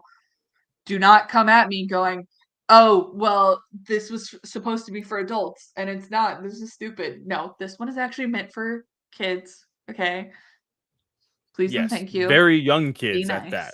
So Yes. just throwing that out there as well. Um, Now, I guess this would be the intro to a new episode. Hopefully, Hi, we get that y'all. we get that confirmation that we can separate these. Um, but we're going to be moving into publication now. Katie, real quick, you go ahead and jump into this. I will be right back. Y'all, we're sorry. Okay, bathroom breaks are a thing. Okay, so obviously, probably the biggest reveal people would count from this High Republic panel would include the fact that Vernestra Rowe is going to be a character in the Acolyte. We did already cover that, so we're gonna jump straight into the publishing side. So if this is not your cup of tea, well then go to the previous episode. Look at the timestamps below. Just make sure that you're aware because again, really long episode. We're trying our best here, y'all. We promise. So the first bit of news is the next publication, or no, sorry, not the next publication, because the next one is Path of Vengeance. So the young adult short story collection, Tales of Light and Life, is in fact getting a Barnes and Noble exclusive edition. Now there are 9 authors currently within the High Republic, and this exclusive edition will have an exclusive 10th story from Alyssa Wong, who is the author on the Dr. Aphra 2020 run of comics on the main line for Star Wars comics. So Wong is joining the initiative as the final author. Very important. They are such a great member of the Star Wars storytelling unit. I love what Alyssa has done with the comics. And y'all, I swear I'm going to get a Patreon episode for the Dr. Aphra run at some point. My life is a mess. But that is coming. I swear. If it's not this month, then it's next month. Okay, pinky swear. So we did get a breakdown for the Tales of Light and Life storytelling endeavor. So The Queen's Bloom is by Zoraida Cordova, and it focuses on Axel Greylark and the Mother. Now, some of these have a timeline indication, and some of them don't. So the next story is A Closed Fist Has No Claws by Tessa Gratton, and this one is Marta Rowe focused. Shield of the Jedi by George Mann focuses on Rupert's Jedi trials with her master Salandra Show several years after Phase 2. So we know at least 2 who survive Phase 2. Spoilers. Gosh. I know. I'm sorry, but it's not my fault. Okay, it's public knowledge now. Sorry. The Lonely Traveler is Home by Daniel Jose Older focuses on Ram and Zine in the middle of Phase 1. I would probably say this is after Wave 2 in Phase 1 because that's when they first meet. Yeah. After the Fall by Claudia Gray focuses on the events 1 day, 1 week, and 1 month after the Fallen Star. And there is sneak previews out of that one if you're interested in it. The Force Provides by Justina Ireland focuses on Vernestra Rowe after the fall of Starlight Beacon. All Jedi Walk Their Own Path by Charles Soule. It is a 2-parter with Belle Zettifar. The first part is Loden Greatstorm centered, and then the second is focused on the search for Buri Yaga. I don't know if I can handle it. this like for there to be a Loden Greatstorm centered story. Now again, it is going to involve Belle, which I think is a strong focus character on Phase 1. He is a very important character for the progression of that story. I think Loden was very much a character that a lot of people that were fans of these novels got attached to very, very quickly, just because of the type of relationship that he had with Belle was very Qui-Gon Obi-Wan feeling. And then for the fact of, again, spoilers for anybody who hasn't read Phase 1, the kidnapping of Loden and the torture that he went through and everything else that happened afterward, it was a just very, very heartbreaking story. So to get a little bit more of him is just like, why are you tearing me apart? Like, why are you doing this, Soul? But I know I'm gonna love it either way.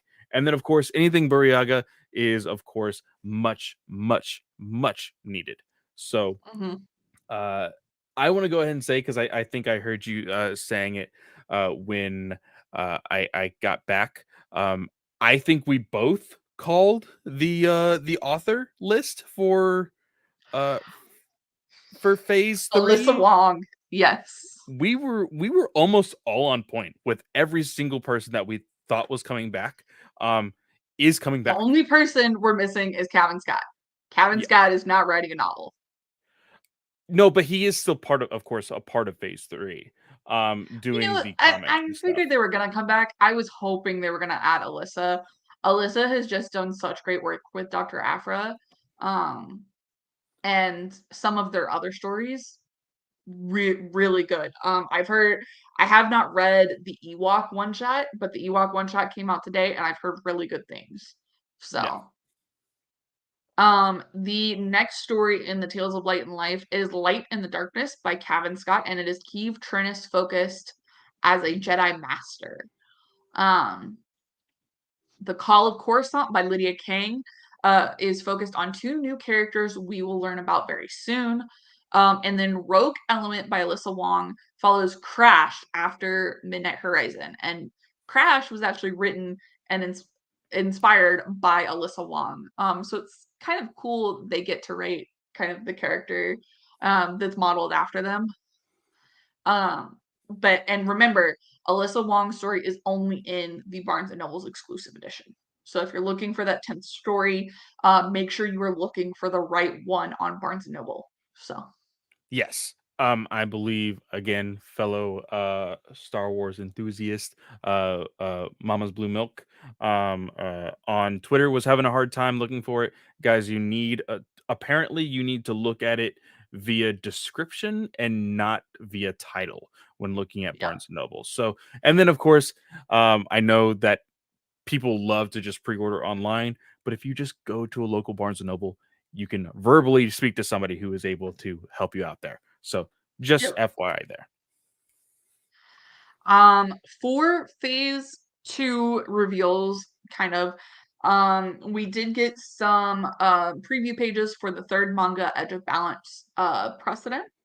The other piece that we got, and I'm gonna share my screen right here. Please don't judge my Google Doc title if you're watching this. But the other piece we got was this image of the leveler with the blue High Republic logo and the Knight of Sorrow entitled on it. And you can see Olivia. And I'm facing the leveler, so I'm going to go with my directions. In the left eye of the leveler, you can see Olivia Zeveron from the High Republic comic. And then in the right eye, you see the mother. Very interesting here. Of course, if you have been following along with phase 2, these two characters, we've gotten, like, of course, we've gotten a lot more from the mother. Olivia has been a bigger character in the comics, from what I remember correctly. So to be getting her in what I believe the Night of Sorrow, is this going to be a uh, This is the Cataclysm battle at the end of Cataclysm. but it will be a comic, correct? Or is it I don't think so. it's a novel? Well, okay, so we think issues 9 and 10 are going to go into the Night of Sorrow, Okay. if that's what you're asking. I Yeah. think. Okay. Yeah. A lot of unanswered questions with the Night of Sorrow. Again, go listen to our review. It was a very non-spoiler heavy, just because we do want people to very much experience Cataclysm on their own. Um, Embrace. it is Embrace the epicness. it is a masterpiece, so please go check it out. And if you want to talk all about it, spoilers included, you can always DM us. So Yes. next is the right here, the Rogue Elements, correct? Or sorry, no. So, I got lost phase on the notes. Sorry. the rest of the panel was kind of dedicated to phase 3 as well as talking about young Jedi adventures. Yes. We're going to specifically lean on phase 3's work. So there was new artwork done for the phase showcasing the Jedi after the fall of Starlight Beacon, and you can see Elzar, particularly wielding Stellan's lightsaber. You can also see Ember in the background. This phase is entitled Trials of the Jedi. So that's my fault. I think a couple episodes ago I called it The Truth of the Jedi. It is called The Trials of the Jedi. So I'm sorry. And the novels for this phase are more spread out, which kind of breaks my heart a little bit because I This was a don't want bit it to be jarring. done. Yes. It makes sense though, because a lot of people are like, I just can't keep up with it. I'm just gonna read it after it's done. Hmm. So they're taking into a lot of reader feedback to try and make sure, okay, if you read phase one, then you're gonna be able to keep up with phase three. Hmm. If you didn't care to go back in the past, kind of thing. So this phase also takes place 1 year after the Fallen Star. Um, so the three things that were announced for Cavan Scott, Lydia Kang, and Daniel Jose Older focused on comics as well as serialized fiction. Cavan, of course, is taking the reins on the Marvel comic, which will be starting in December of 2023. And when talking about what his comic could go into, he spoke of a former Nihil. Lydia Kang is tackling serialized fiction in the Star Wars Insider magazine starting in October 23, entitled Chronicles from the Occlusion Zone, which focuses on Nihil controlled areas in the Gravity Well. Daniel Jose Older is continuing the all ages High Republic adventures, obviously with Dark Horse this time around, still. And that is also starting in December 2023. We will see if that holds its release date. Um, and when asked about his comic, Daniel said, "Missing or presumed dead, the search continues." Uh, so that is those. Now we did get every single novel announced. There was no extra comic runs. There was no talk about the Broken Blade, which is the continuation of Porter Ingle's story. So everything else that we're going to talk about is novel related. I'm also hoping that if we get some more comic news, whether that's San Diego or New York Comic Con, hopefully Alyssa Wong gets one, because that's what they deserve. Yeah. So do you want to read off the novels list because I have to go back to the bathroom? Yes, of course. The we're starting, of course, with the Eye of Darkness, with George Mann. This is the adult novel with a published date of November 14th, 2023. That is the first novel that we're getting this year. Very excited about it. It is said to have a story about a triumph of Marchion Row, featuring Elzar and Avar.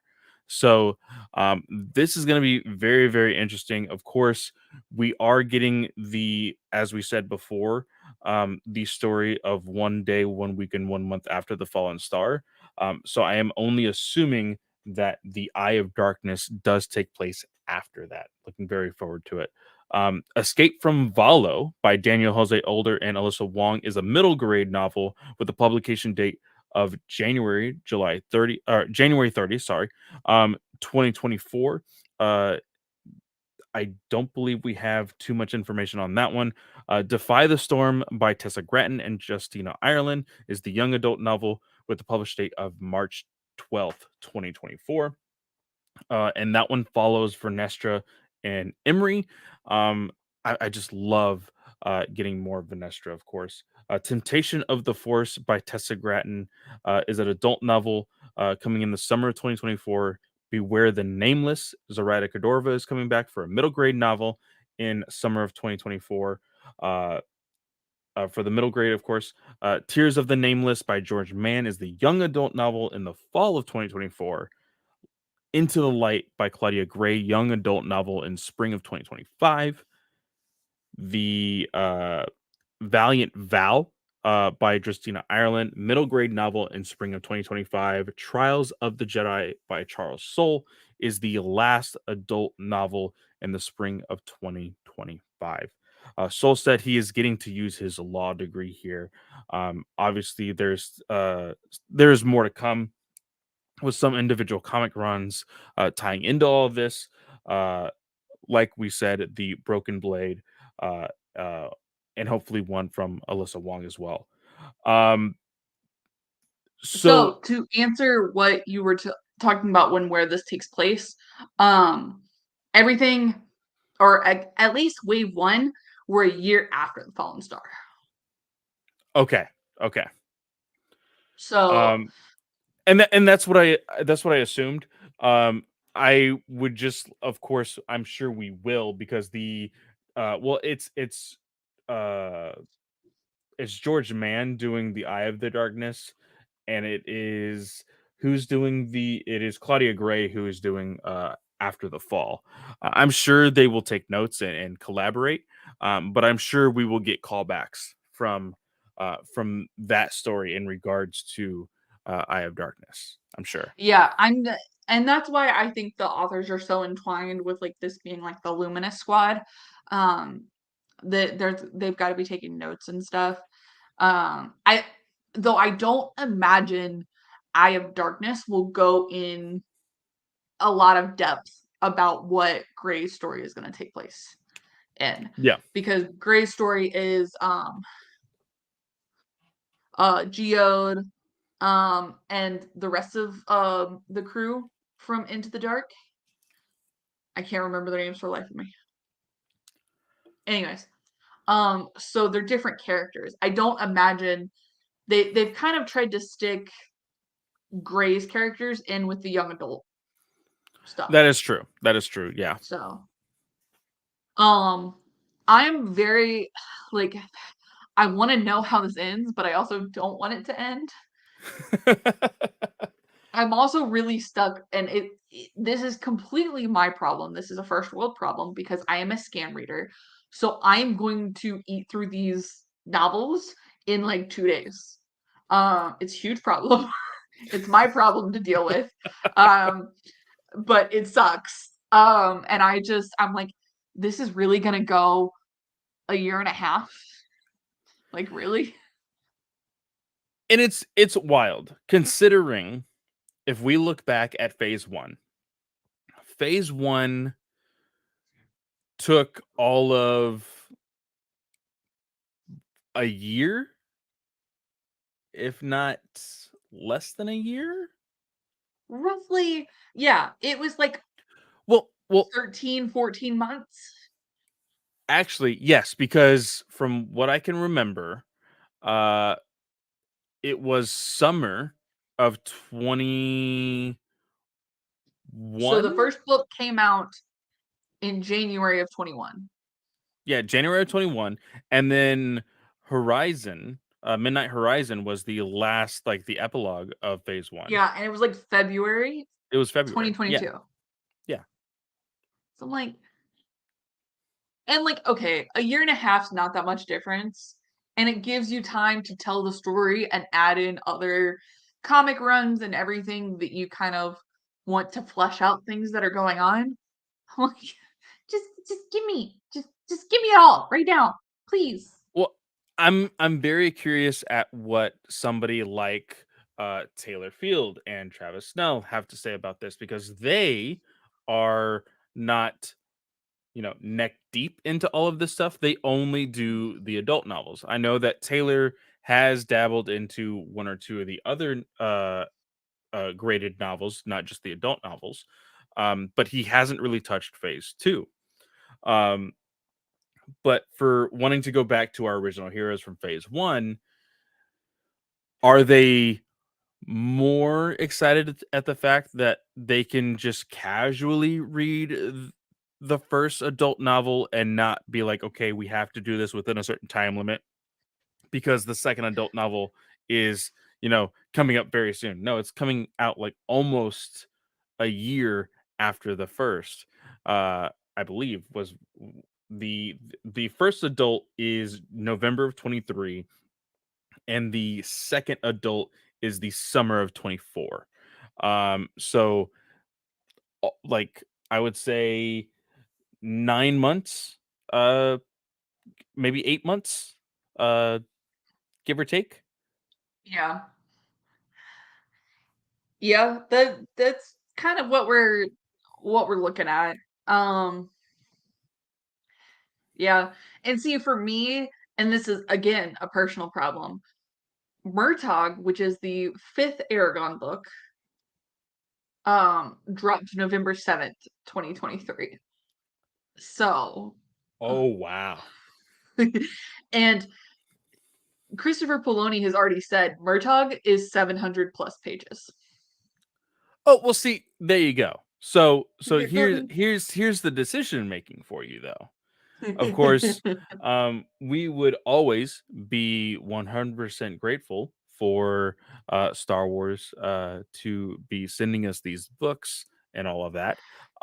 So we could definitely be seeing the Eye of Darkness possibly anywhere between August, September of this year. Yeah.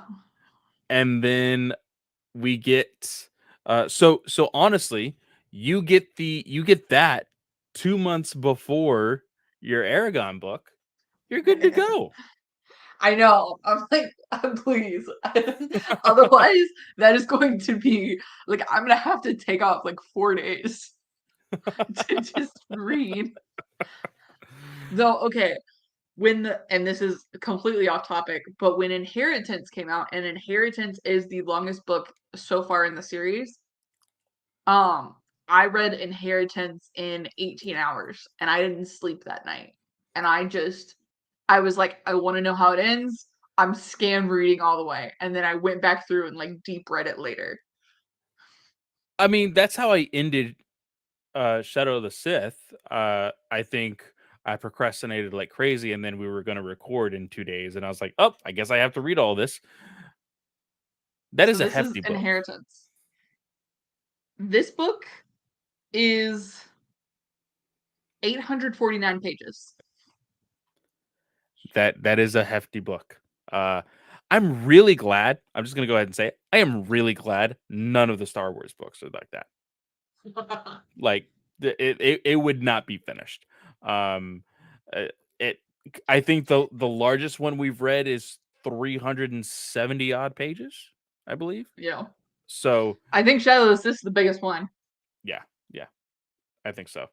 Um, but other than those titles, again, really looking forward to all that. I think that leaning into his strengths with Trials of the Jedi with Charles Soule is going to be very very interesting. Of course, people call Charles Soule's run of Daredevil absolutely amazing. Daredevil is, of course, a lawman within himself, a lawyer. And he did Uh, She-Hulk as well. and he did She-Hulk. So this is his strength. It is great that he does get to lean into it, and I'm very curious at what we've seen Trials in Star Wars before, but being able to see it within a novelization and within the High Republic look of things is going to be very interesting indeed. Right. So what do you think about the parallels in the names? So Claudia Gray, first young adult book in phase one, Into the Dark. Last young adult book in the High Republic, because this is what we're going for, is Into the Light. I think it's very much on purpose. Well, it's 100% on purpose. It's 100% on purpose for sure. My thing is who is involved in her story, Yeah. because Gray's Comac gotta come back, right? who? Comac. Yes, Comac, and oh shoot, I can't remember her name. Um the one that was a part of the Nihil that Okay. I know who you're talking about. Her name starts with an N. Is it Nan? yes, Nan. Like we've had some very like polarizing things from that character, and like her backstory and her mother being involved in a whole bunch of stuff, and like I like is Into the Light a story of like redemption, Mm-hmm. or is it like Into the Light as in like shedding light on darkness, like Yeah. hey, like you're no longer gonna be a thorn in our side, we're gonna expose you type of thing. Like that's the interesting title that like that's the kind of thinking that I have with that title. So Also, I think this date on the Trials of the Jedi novel is wrong. I think that's supposed to be summer 2025.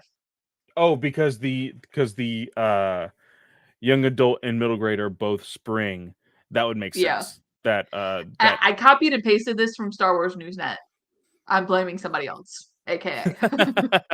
um, so A Valiant Vow by Justina Ireland. Obviously, Justina Ireland got the first middle grade book. That name doesn't really indicate like the a parallel coming from A Test of Courage to A Valiant Vow. mhm. It still kind of rings true into a connection there. But definitely with middle grade, it's understandable. And then Soul's getting to end it again with a novel entitled The Name of the Phase, Trials of the Jedi. And I'm so excited to see what he can do with this. And seeing him go from beginning to end. It would have been nice to see him get a novel in the middle just to kind of see what he could do with not having to begin or end a franchise. You know what I mean? A series. A series, yeah. It would have been nice to see him get that middle book just to kind of go, okay, yeah, here's where I don't have to introduce or kill off characters. Well, here's another way to look at it though, because now confirmed that we are separating this episode into separate episodes. So in our prior episode talking about the TV shows and movies within Celebration, we learned that the Acolyte is going to be the formation of what the Jedi Order is going to be in the prequel trilogy of like, Yep. hey, this is why the Jedi are the way that they are. Trials of the Jedi kind of fits that theme. It's a So lead into there. maybe I feel like that it might, like, there will definitely be, like you said, a giant gap between Trials of the Jedi and Acolyte being 150 years, or sorry, 100 years. But I think that it might be very much on purpose, because we also, or you let me know last episode, that Charles Soule is involved in the overall storytelling at Lucasfilm. Yeah. It's That not was a just the couple episodes novels. ago, but yeah, Yeah. he's fully involved. So I think that this is very much on purpose, that this is only a stepping stone to get us to Acolyte, which will eventually get us to the prequel era of Star Wars. So like that gets me excited to put Yep. two and two together. Like, hey, like the Jedi are going to get strict, and then they're going to get even more strict because of Acolyte. Like, I think it definitely fits hand in hand. Yep. So here's the question. Because we were going, okay, we knew it wasn't going to be like a perfect one for one lineup on the timeline. But now getting Acolyte in 2024 and having the High Republic Publishing Initiative not end until 2025. How do we feel about matching up those timelines though? Especially for Vernestra. What do you mean? Elaborate. So we're gonna see Vernestra in season 1 of The Acolyte in 2024. Yes. What if something her character does doesn't line up with something that's in the book? Obviously, Okay, 100 years later, taking so that into account. But technically, so March 12th, 2024. Hold on. What if this gives us the window of Acolyte? ooh, yes. So, Ooh. Oh my gosh. Okay. Okay, wait. What if, because we know that Marcion Rowe was using um the girl, what's her name, for the hyperspace lanes. yes. Didn't she die? Yes, she died. She Yes. died. But she gave What? Vernestra She the gave Vernestra paths. What if, to find the storm, Vernestra ends up missing and she is found in the Acolyte? and she was put in that machine. And so Mary Allens don't actually live that long, but she was put in like a coma. Ooh, I don't know if I like that. Only because I don't like it because I want more Vernestra. So Obviously, so 100% agree. in phase 1, we got Vernestra in several different books. Yeah. I'm not saying that it's impossible for her to just go missing. I mean, Loden Greatstorm went missing for a while. We knew where he was though. We could definitely know where Vernestra is if she ever does. But I She also I has the hyperspace power.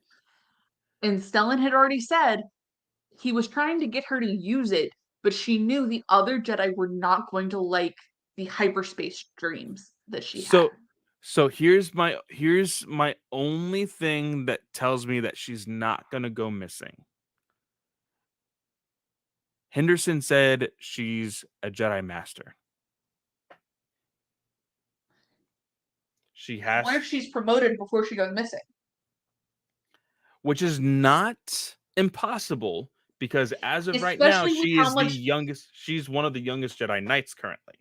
yes, and especially with how many Jedi are dying right now in the High Republic.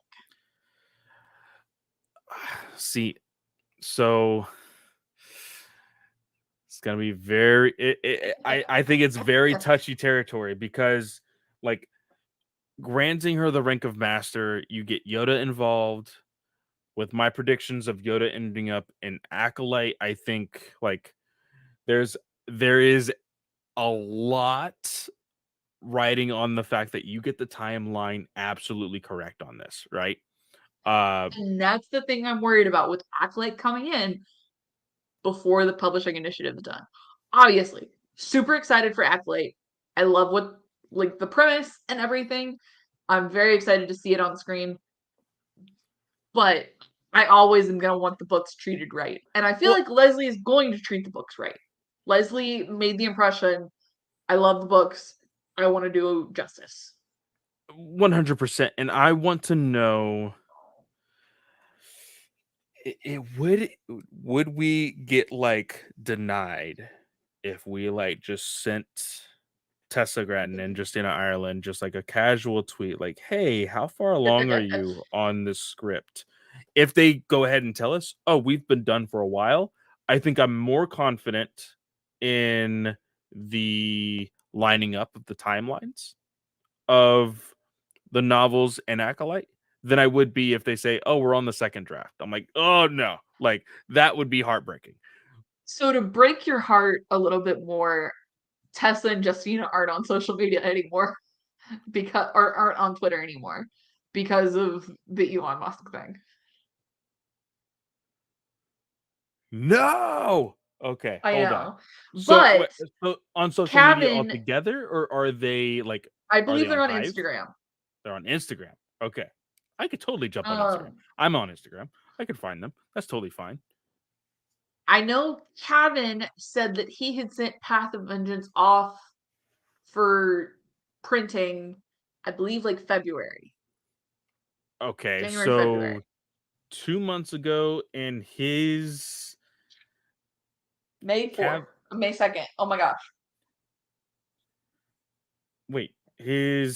Kevin is doing the comics. Path of Vengeance. Oh, that's right. That's right.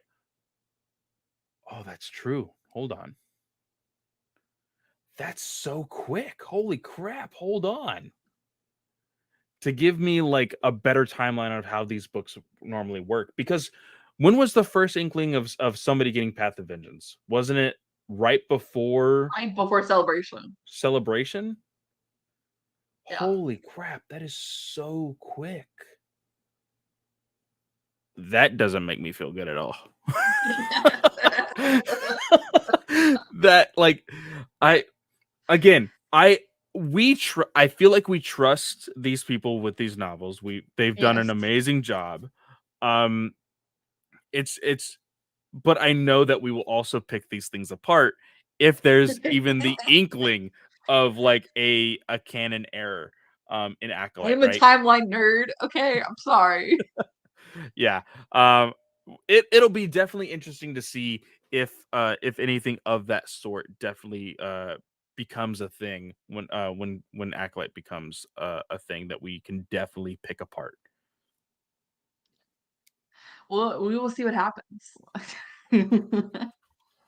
All right. Well, other stuff within publishing, I think we can just like run through this really quick because we do have to jump onto our next episode, being the Mandalorian review of episode 7.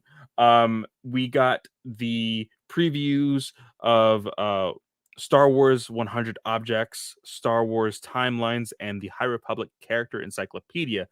I still have mine pre-ordered. I hope everybody else does. That encyclopedia Yes. looks amazing, and I cannot Also, wait for one it. of the previews showed that Avar's diadem she wears was gifted to her by Elzar.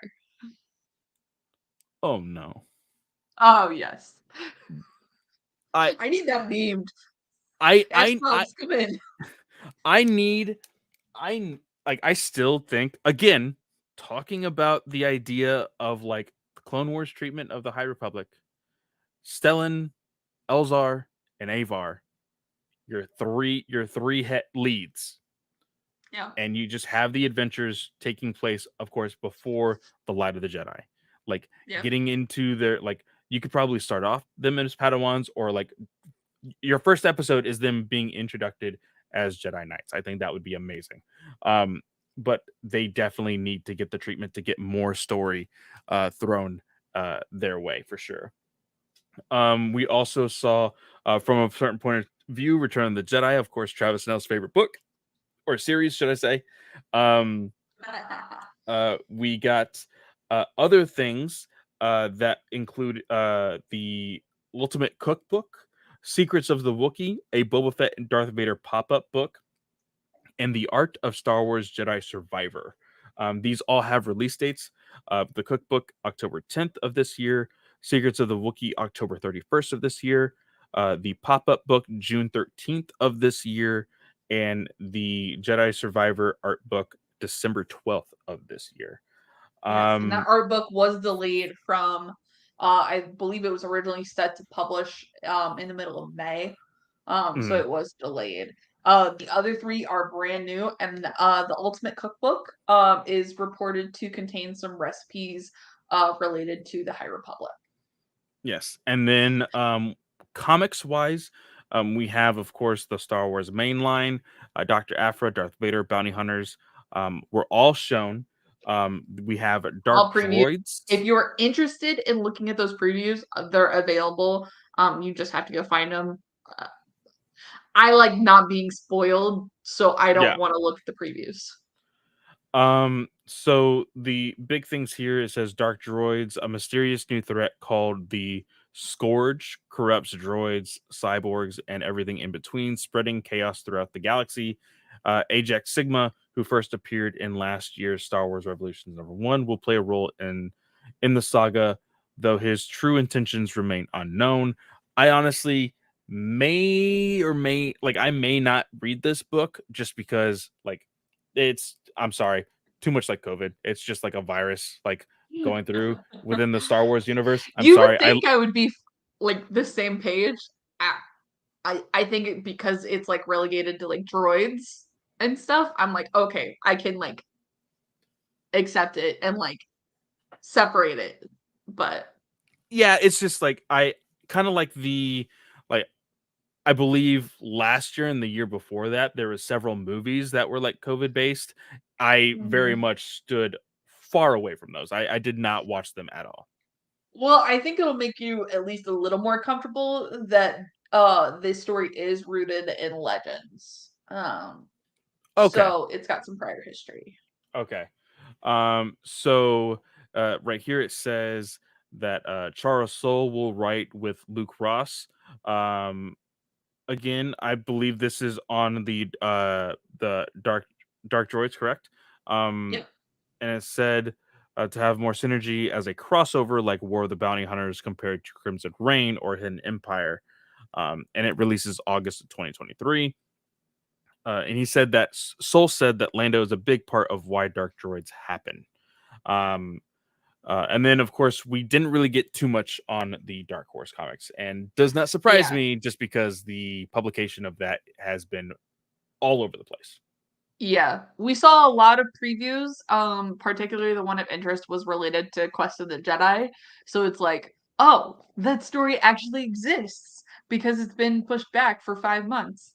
And it's a one-shot comic, so you'd think it would be the easiest thing to drop. So no, it was a lot of previews, particularly related to the High Republic and hyperspace stories. If anybody's curious, one of the hyperspace stories is going to have Quinlan Voss as one of the focal points. So that's kind of what to expect. And that was everything of note out of Star Wars Celebration in under 3 hours. Under 3 hours, but of course, this is going to be separated into 3 separate episodes as long as I get them all edited tonight. So we're going to have to do this Mandalorian review fairly quickly. Well, and yeah, depending on how things go, you could also just throw the Mandalorian review and publishing together and then just call it a day and just have 2 episodes. That is true. I think I might actually do that, considering this would be a perfect time for an ad break anyway, and then we move on. But let's go ahead and move on to The Mandalorian, Episode 7, Season 3. This one was titled, help me The out here, Katie. spies. The spies. That's right, because everybody was talking about who are the spies. There was a lot of theories here. I think there was some that are too obvious enough to not be the actual spies, some that are very subtle and could definitely be the spies. I think it's a very big topic of discussion.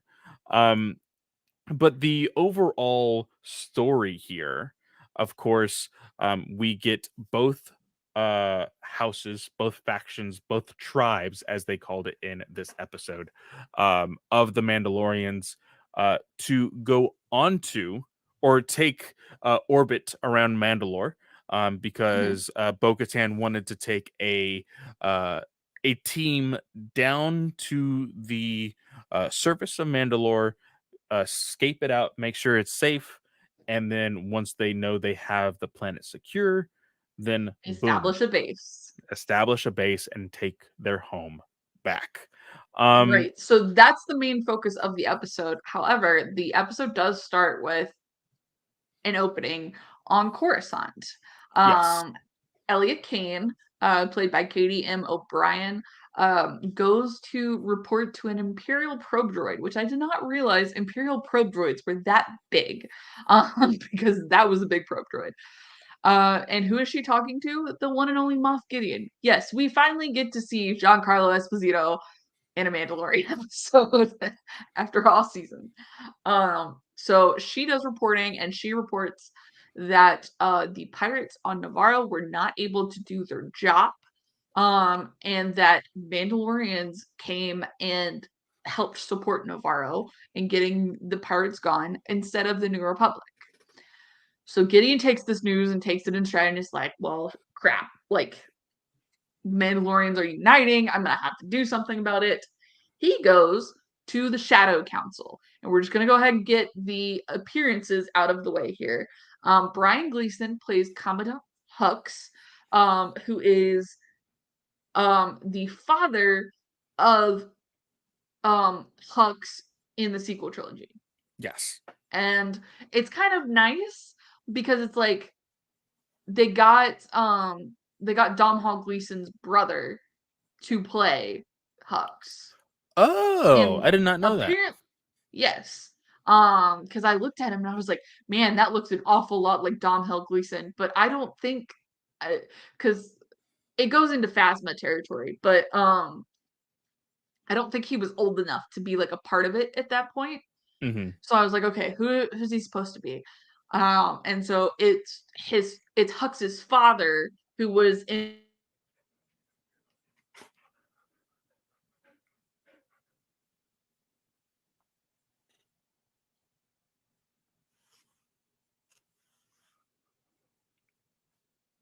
Oh crap. Okay, am I back? Yes, you are. Okay. Where did I lose you? You were talking about you didn't know, like you were saying that it was Phasma territory. You didn't know where he would fit. Uh, talking about Yes. the actor's brother. Yeah. So, the Hux we see in the sequel trilogy is not old enough at this point to be an active part of like a shadow council. So this is his father. And apparently, according to some people on Twitter, this part was actually written for Brendan Gleeson, um, who is Domhnall Gleeson's father. Yeah. And so it was written for him. But Brian came on instead and did it. So it was a cool connection there to get that family resemblance and play into it a little bit, I think. Yeah. And then I Well, go go ahead. ahead. Go. I was just gonna say I really like the scene. Um, again, like I said prior, I had stayed up to watch this episode. Um, and I kept the Mandalorian season 3 spoiler chat in the Discord open, and I saw Taylor was already popping off like first 5 minutes of this episode. He's like, "Oh my god!" Like super excited. Of course, Thrawn's name. Uh, Katie has said that the name was dropped only twice. It felt like a lot more than twice. I don't know why. Maybe because of the emphasis on the character's name, or the fact that we've all been kind of like wondering if they would name drop him. They definitely did. Thrawn's name was thrown out here, and I said they did it. They said the name. They said the name. And I think everybody was just super hyped about that. Of course, it gives me still very nervous about Thrawn in live action, but we'll see how it goes. But I love this scene because of how methodically uh uh 4D chess or sabak uh Moff is playing here, in like, hey, like he wants to be the Thrawn of Yeah, this he era. wants to be the leader. He's tired of listening to the guy play behind the scenes and never actually seeing the guy. And so he's trying to make his mark and pull rank, kind of, because a Moff does, I believe it's ranked higher than the Grand Admiral. So he's trying to get that involved, and he's kind of trying to convince Captain Jalad Pelion, who Mhm. is Thrawn's right hand man in Heir to the Empire. This is his live action debut.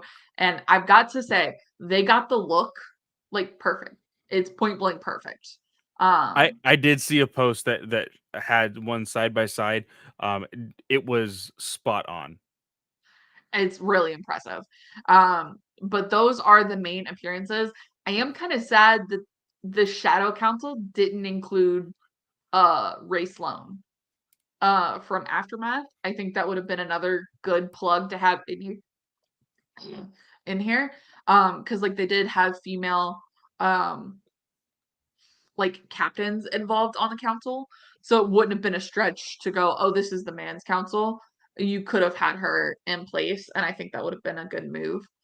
Um, I other than that, I really do love the scene. Giancarlo Esposito does a great job, like you said, playing the 4D chess, and really proving a point where he's like, I'm not listening to a guy that's not willing to come out.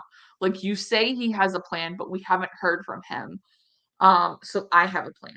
And he asks for a refill on TIE fighters and TIE bombers, which makes me think, okay, Gideon was in fact the one who bombed Bo-Katan's house, Yeah. palace thing.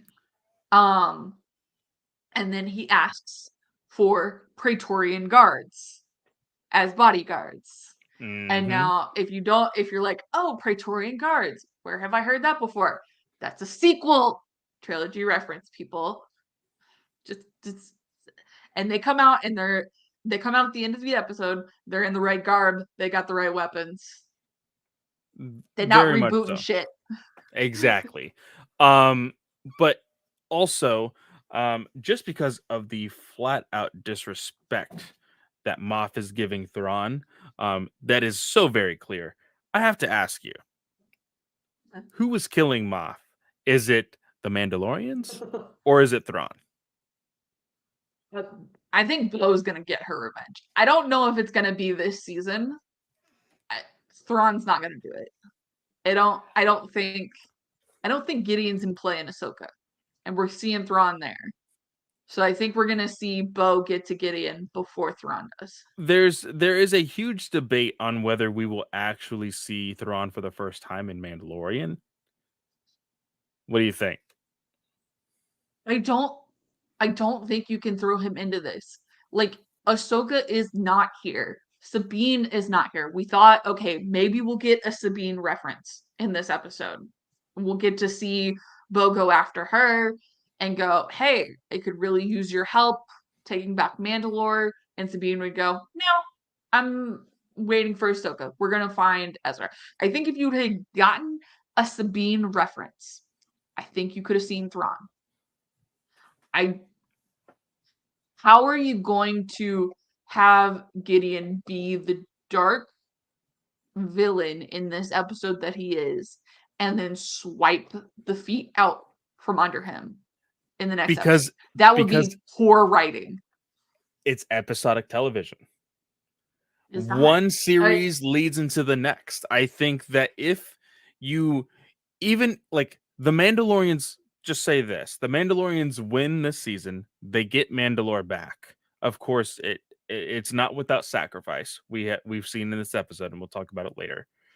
But just imagine, like, all the fans are like super pissed that Moff gets away.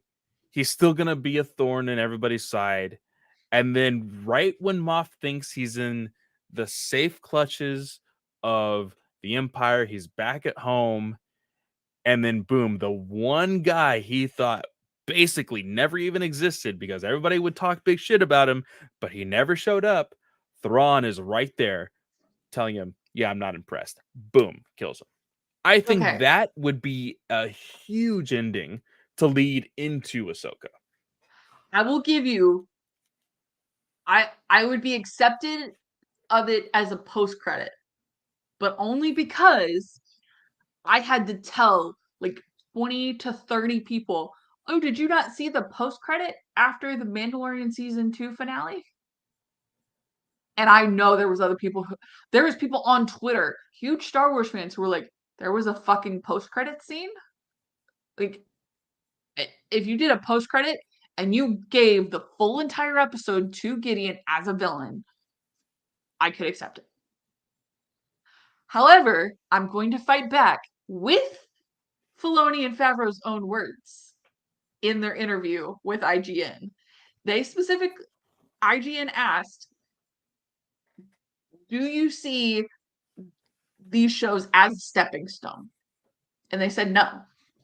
They said they want people to be able to look at these shows and go, okay, if I'm watching everything, I can recognize Easter eggs. If not, then they can watch these as separate things and go, okay, I understand what's going on. I didn't need to watch anything else. True. That was what they said. Don't ever tell But me I don't listen to what Filoni says.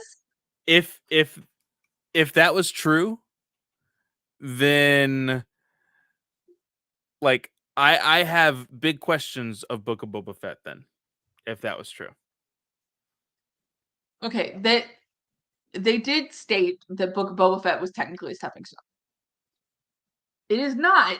They were specifically asked about season 3 of The Mandalorian and Ahsoka. They were not asked about anything else. Okay. Why would you question Book of Boba Fett? Because it is clearly like Mandalorian season 2 is clearly a stepping stone into the Book of Boba Fett, which is also a stepping stone to season 3 of Mandalorian. Like it is episodic television. It is from one series to the next, back to Episodic the other. television doesn't go from different shows, and Book of Boba Fett should have been called The Mandalorian, the Book of Boba Fett. We all agree with that. But it's not. But Ahsoka does not revolve around a Mandalorian. True, but she was reintroduced in The Mandalorian. Again, this is why I say it's all Star Wars. It's not the Okay, Mandoverse. here's It's the not the here's the question. Filoniverse. No, no, I get that. But okay, we're gonna read the question. Dave Filoni and Jon Favreau were asked if Ahsoka is meant to be seen as the immediate next step of the overarching narrative and an immediate follow-up to The Mandalorian Season 3, much like the Book of Boba Fett was to The Mandalorian Season 2. Both said to temper your expectations on that front, as they want each work to stand on its own. Dave said, "No, I would say no. I don't think so. I wouldn't look at it that way. As much as these shows are tangential to one another, and are in the same time period, I think it's important that you can watch them on their own, but they build if you know. So in the same way that if you've seen the episode The Jedi and the Mandalorian, then Ahsoka's gonna make more sense. You're gonna get a little bonus like, oh, I understand what's going on from the get-go. But you're still gonna understand what's going on because we picked up A New Hope at episode 4, right? So Star Wars to us, we came in the middle of it. So there is kind of a history in Star Wars of just diving right into the story. So I really dive right into the story with Ahsoka, but I know more about it because of the work of Mandalorian. And it's the same with Skeleton Crew. We never want to create a situation where you feel like you have to have seen these things because then you're missing out. I don't know how fans feel, but do you have to have seen Clone Wars to understand Ahsoka? No, you don't have to have seen that. Does it help? Will you know more and understand more? Sure, but it's not if you haven't checked it out. But you can thanks to Disney Plus. It's right there. It's a different world now. Well, no, Shameless plug. I think that is obvious. Like you make a show, like yes, you need a starting point, you need an ending point. Like that is very obvious. But the fact that it is Star Wars, it is a stepping stone. Like each of these are stepping stones. One leads into the other. If you have Okay, a but it leads. Sorry. Okay, I'm sorry. I'm gonna stop. I'm gonna try to stop interrupting you at some point one of these days. I'm sorry.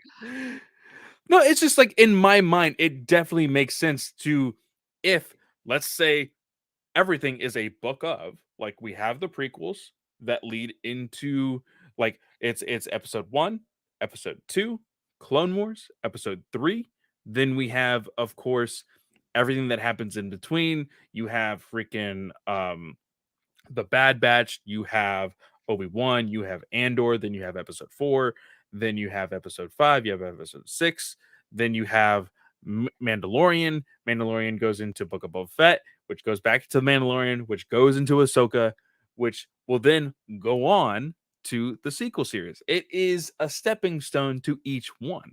Like I'm it's not. just how I'm not. the story and I, timeline. That's how it goes.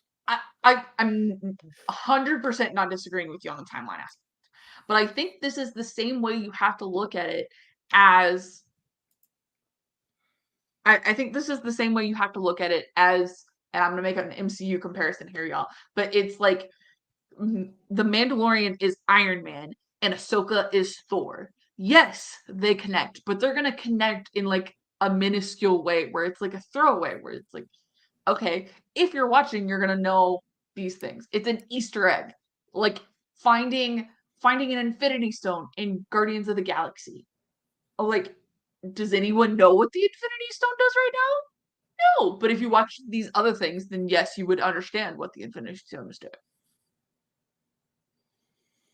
If you have the big bad from the Mandalorian get wiped out by another big bad, what was the point of him even being there? If Thrawn is that close to be able to come in and wipe somebody out in the Empire, then where has he been this entire time? Thrawn does not And play that sort of game. He is the type of person to get hands on when he has to. And you would think, oh, all of these Mandalorians are doing this. I need to step in and do this. but here's my theory because let's go ahead. We're here. We're talking about this episode. You said that Thrawn could not show up because he is supposed to be lost. Yes. But I had told you, along with the people in our Star Wars Alliance chat, that the way that everybody was talking at the beginning of this episode very much felt like, hey, Thrawn is preparing to make a grand entrance. It very much felt like, oh, like we have to prepare for this because Thrawn is coming. Like, hey, we've been in Hey, communication with this dude and he is about to show up, so we're just prepping everything. did you That's what not it very read much Heir to felt the like. Empire where Thrawn is literally playing behind the scenes and is like, okay, we have to take everybody out because I don't want to make a grand entrance. I No, want to make sure that I'm hidden until I can make my yes, entrance. yes, but you have to go back to Rebels. You have to go back to Rebels because again, this is all a timeline. What happened at the end of Rebels? He became hands-on. They were messing with all of his plans and He didn't him. become hands on. He is the type of person to be hands on. He's always hands Yes, but we have also seen within Heir of the Empire and everything else, he is not always there at the forefront. He is telling everybody else, "Hey, do this, do this, do this, this."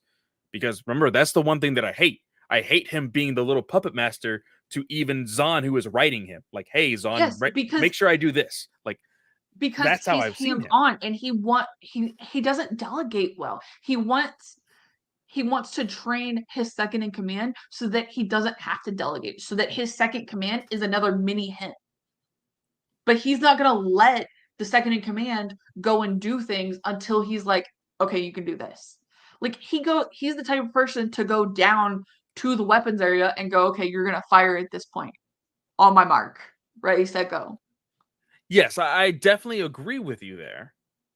But I still think just with the way things are turning out, I think he could definitely be the person to show up, shut everybody up, and be like, "Hey, this is my empire now." And that's what I mean So when why didn't he show up in the meeting? again, like we have seen where we saw here that they are preparing. Like they were talking about it. They're like, "Oh, well, we can't do that because Thrawn was saying this." Like he he is behind the scenes, but I do think like again for a lot of people, I think it'll be like an oh shit moment for when you finally see him for the first time, quote unquote, in Ahsoka. But I still think there's an inkling of a chance that he shows up here, whether it be in a post credit scene or the very last scene of the season. Because again, I still think it's 100% a possibility for the Mandalorians to kill Moff Gideon because I think they also deserve it. But I would not put it past them to again like have the Mandalorians win with Moff Gideon still like being out there to make it look like oh he's gonna come back again just to be killed by Thrawn. I think that would be like poetic justice also. That's lazy story writing. And I know we've critiqued The Mandalorian for their story writing recently. If they spent all this time on giving Bo-Katan her justice and putting her back on the throne and don't give her her moment, especially after what she talked about in today's episode, where she said, I surrendered to Moff Gideon because I thought I was going to protect my people, and he demolished them anyways and murdered them. She's not letting him go, especially after he escaped in season 2 when they let him go. Oh no, I again this I'm saying that it's a possibility. I'm not saying that I necessarily want it. I think because again, I It was I was really hyping up Taylor and like, oh, this motherfucker's gonna no, kill Taylor's Moff wrong. Gideon. I'm sorry, Taylor, and I'm very like anxious about this because I'm like and Snell has been like, oh, this season of Mandalorian has been trash and everything, and I have been on top of this. I'm telling you, if Thrawn makes more than a post-credit scene appearance in the next episode, this will be the worst season of Star Wars television. Like that's how much this ruins it for me.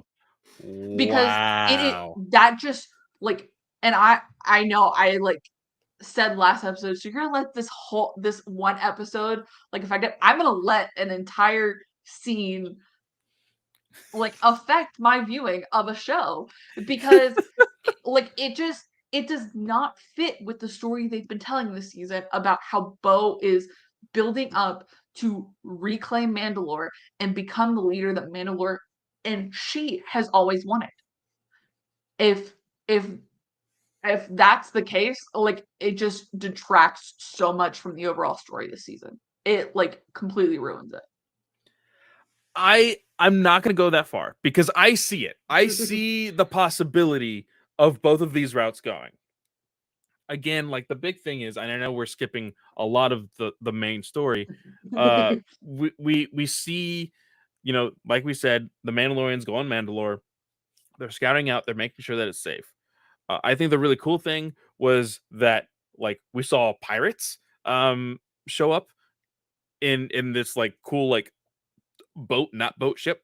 Um, and they recognize Bo-Katan, uh, and they are like, "Hey, I think we know where you're wanting to go. Just come with us." There's some really cool scenes with those within the creed and those that are out of the creed. With the I can't remember what they were playing. Uh, It was a chess. yeah, it was some sort of game. A fight broke loose. I don't really like Grogu being in An uh IG-12. IG-12. I think that is absolutely silly. The idea of him like having to keep up and like basically he's a droid. He is a Didn't you cyborg. like his didn't you like his first words? No, no, no. Yes, yes, yes. Yeah, like it's very again the Grogu stuff I think needs to be silly. This it was a for me. Um I did I like the didn't. moment where he did stop them because he's like, "Hey, Yeah. this is freaking pointless," You're because he didn't say this, but you could clearly see Grogu is basically saying like you guys are fighting for your for just honor, but the fact that you're willing to kill each other when y'all are trying to become like one like people is really Yeah. stupid. So Grogu I thought was a highlight there. Um Again, the giant monsters in Star Wars I think is getting a little old for me, especially in this particular series It was dumb. It was really dumb. because it was just, hey, let's detract these people into the mines of Mandalore when you could have just gone to the mines of Mandalore. Like you didn't You were need a literally about to stop off there. Like, yeah, yeah. It and was very it's pointless. not like it's not like it was even destroying an escape where they had gotten out of the boat and then this monster comes out and smashes the entrance. I could have understood it a little bit more if it was that. But no, this giant, and I called it a Squirtle, like, but it's like the highest level of a Squirtle looking thing, like It the looked the like dinosaur. Godzilla. Like it looked like a kaiju. It was Yeah. super big for no reason. Um and they went into the mines of Mandalore and that led us to the giant fight between uh go ahead. Before we hit that, I wanted to talk about IG-12 a little bit. I did like that they closed up the IG-11 storyline and it wasn't just left there hanging. I did Uh-huh. appreciate that. Um, I don't mind that he got a bodysuit. Um, because it allows him to just be a little bit more involved in scenes. It also gives him a little more protection. Um, I so mean, and with then his yeah, Jedi the training, does he really need a droid's protection? bodysuit wise, like, and allows him to be on height with everybody else, so people don't have to keep looking down at him. I guess. I guess. Is like I feel like everybody was just so used to carrying him anyway. Like he's just a prop on the show. Like you just have to carry him. It's not that hard. With so many Mandalorians, you just pass him around. Boom. Just like, oh, Yeah. I'm getting tired. He's getting heavy here. Pass him around. It's just that easy. Um, but there ends up being a firefight within the mines of Mandalore. At first, everybody's like, "Oh, it's more Mandalorians. Like, there's still survivors." Clearly not. This led us into a trap, of course, sprung by Moff Gideon. Um, and as soon as I saw that armor, I was just like, I don't like it. That was right. Imperial Super Commandos. Imperial Super Commandos. Uh, the I will say this: the fight that Din Djarin had to like basically fight off everybody after they had like captured him, I thought maybe went on a little too long, but it did look good. I think it was very, very fun. Uh we had I'm trying. Paz The Vizsla. fight really reminded me of something, and I've been trying to like figure out what it reminded me of. Like I almost wanted to say like they took inspiration from like the Game of Thrones fight um that he had Hmm. where like he gets his eyes in and everything. Yeah. Um but there was some inspiration there and there's a reason it went on long, especially with like the cables coming in to like hold him down. But I really liked the cinematography of it. I love the camera movement. I Yeah, it think it looked was really all good. very well. The pyrotechnics was really fun. Um, but here, Moff Gideon gives Bo-Katan an ultimatum, like, "Hey, you just have to And surrender." yeah, he's been hiding out on Mandalore.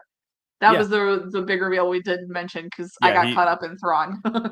He has been hiding out on Mandalore, and he's like, "Hey, you give me the dark saber, I take control of the Mandalorians, and everybody lives. You're good.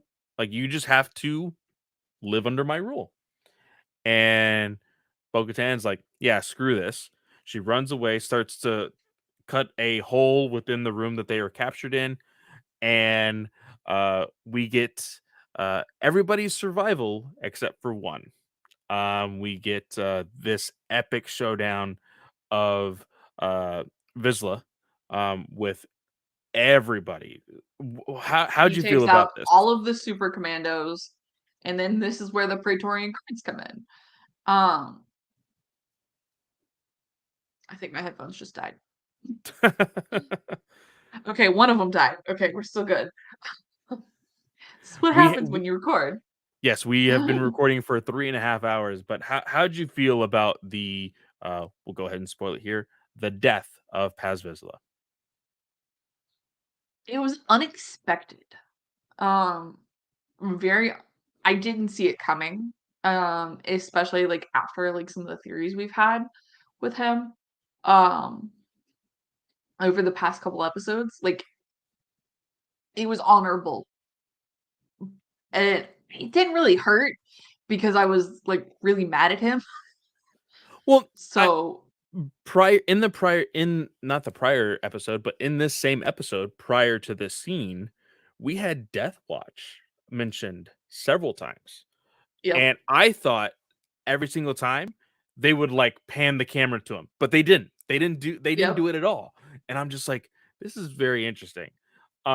And so for him to have this honorable death, like he tells Bo-Katan, like, you go, this is the way, like, and he's going to just like mow everybody down with his gun. Um, I thought this again, it didn't hurt, but it was like a sad, like, wow, you actually grew as a character type of moment. Yeah. Um, 100%. He definitely grew as a character and it was nice to kind of see that honored. but the big talk of the town, like I said before, is the title of the episode, The Spies. There's a lot Yep. of theories going out there. Of course, a very obvious spy, and I don't think the title of the show is named this because of her, of course, is Kane. I don't think that is the spy because I think it's way too It, obvious for her to be the spy. but the title is The Spies. Yes, plural. So So there is Kane another. easily fits in as number one. Who's number two, though? It's got to be the armor. The armor takes off and doesn't end up in the fight with Gideon because they run into the survivors of the bombings on Mandalore, the pirate looking ship that they're on. And there's several sick Mandalorians. Like you can see one of them talks and he's gaunt, like his skin is hanging off his bones. Hmm. So you can see like they're struggling for food and everything. So she goes, I'm gonna take these back to the light cruiser so they can get medical attention. And it was very strange because it was like a one-off, it was a couple focus. It was on her like flying up, and then a couple minutes later, you had her talking to the guy who's been left in charge of the light cruiser and like saying, "Oh, I'm bringing people back for medical attention." and everything. So it's like I was like, okay, when are those bombers gonna come out? Like we're gonna see the fleet destroyed, not gonna be able to get back. How are they gonna communicate with the outside world? Um, and it's interesting because Bo and Din are like, oh well, the magnetic field you can't communicate outside. So how is Gideon getting the communication to the Shadow Council and everything? Yeah. Um, so it's definitely the armor. 100%. As we've said before, the armor has been sus since the ending of episode 5. When she told Bo-Katan to take off her helmet, right then and there, I felt something is not right with her. And I I mean, even from the 100%. very beginning, and casting Emily Swallow. Emily Swallow like plays the villain. Like Yeah. so it made a lot of sense to me. Hmm. Yeah. And it still makes a lot of sense. Um, Now it would be interesting to see if like maybe those Mandalorians that she brought weren't actually sick and were just plants and they're gonna help take over the light cruiser. Yeah, because a lot of people did say that those Mandalorians also felt a little obvious to be the spies, like leading them right into the mines of Mandalore. Like, I, I think it would definitely be the armorer. Um, Now it would be curious. What I don't want, but I actually feel like we might get, is like the reveal of her betrayal and then like boom flashback to where Moff and her like first like met to get all of this like happening. um Well, and we talked about it when she asked Bo to take off her helmet. We kind of said, okay, well, what if she's doing this to villainize Bo and to get the clan back on her side? Sending Bo off into the galaxy so she doesn't have to mess with them and can kind of pull back control of the Children of the Watch. So yeah, maybe that was also like a distinction where she was like, okay, you know what? I need I need to make a move here. yeah, for sure. um but other than that, I don't think there's much. I was surprised at how long our Thrawn conversation went with this episode. I'm very Theorizing. passionate about this. And like I've been arguing in favor for like, okay, they know what they're doing. And obviously, y'all, I said it would ruin the episode for me. That's my impression right now. I do always swear by the okay, I'm gonna give it a shot and we're gonna see how it goes. If they do what you're saying though, I would be really pissed off. Clearly, if that wasn't like obvious. I want justice for Bo-Katan 100%. Um, but also, and it's just because of the, I mean, events that have taken place within Lucasfilm and Star Wars. We haven't seen anything or heard anything from Mandalore or Mandalorians in the sequel series. Like we don't know how any of that takes place, and of course, you can definitely change that by the time that the New Republic era of Rey's movie, and you can definitely have them like play a part in that. But like you can go either way. Like they could have a sad ending or they can have a happy ending.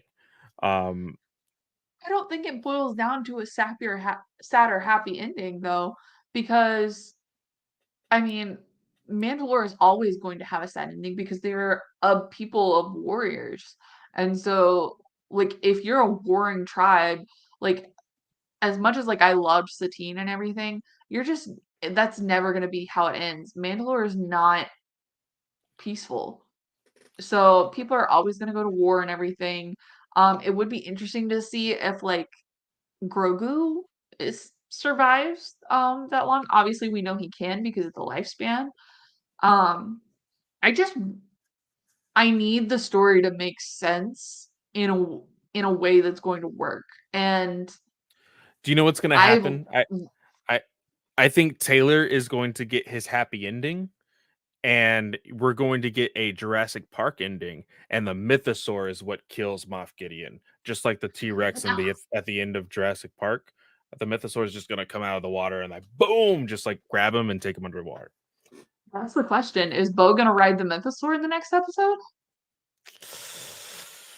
I think it might happen also. Like, you have to remember it's the last episode of the season. They And introduced we them got with to the get our show. helmet revealed. Pedro Pascal's got to make an appearance with his face. Does he though?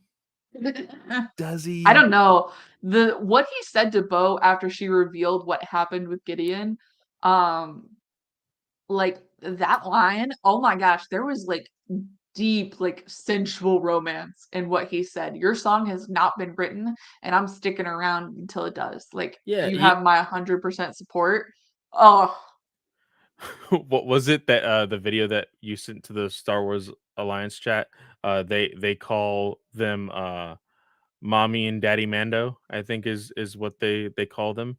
Uh both Pedro and Sackhoff. But I I don't know. Like it's very interesting. Of course, Pedro's very busy. He was not at Celebration, I don't think. no, So but he did have a video appearance. yeah, exactly. Um, and one of the big things that we didn't talk about in the news segment is that we have since heard from showrunners and everything that like the Mandalorian does not necessarily mean just Din Djarin.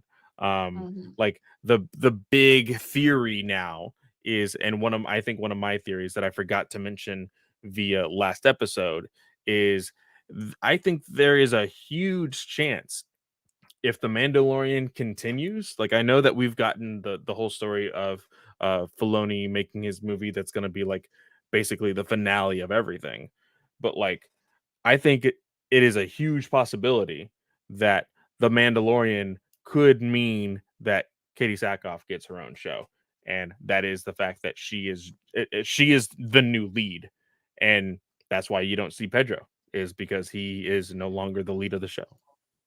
And I don't necessarily disagree.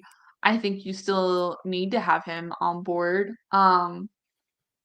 Obviously, if he dies next episode, he's definitely getting a face reveal because Bo's gonna be pulling off his helmet and going, "No, you have to live. Like you have to stay. Like Grogu needs you. Like we're gonna get that whole thing." Um, I if he was gonna die though, I would have thought that Gideon would have killed him off when he was tied up by the commandos. Yeah. I don't think he's gonna die next episode. Well, But I the don't think he's quote, gonna die, but I think that it could that like the leading person for the show could definitely shift. yeah, no. I mean we've talked about that all season, I think. Yeah.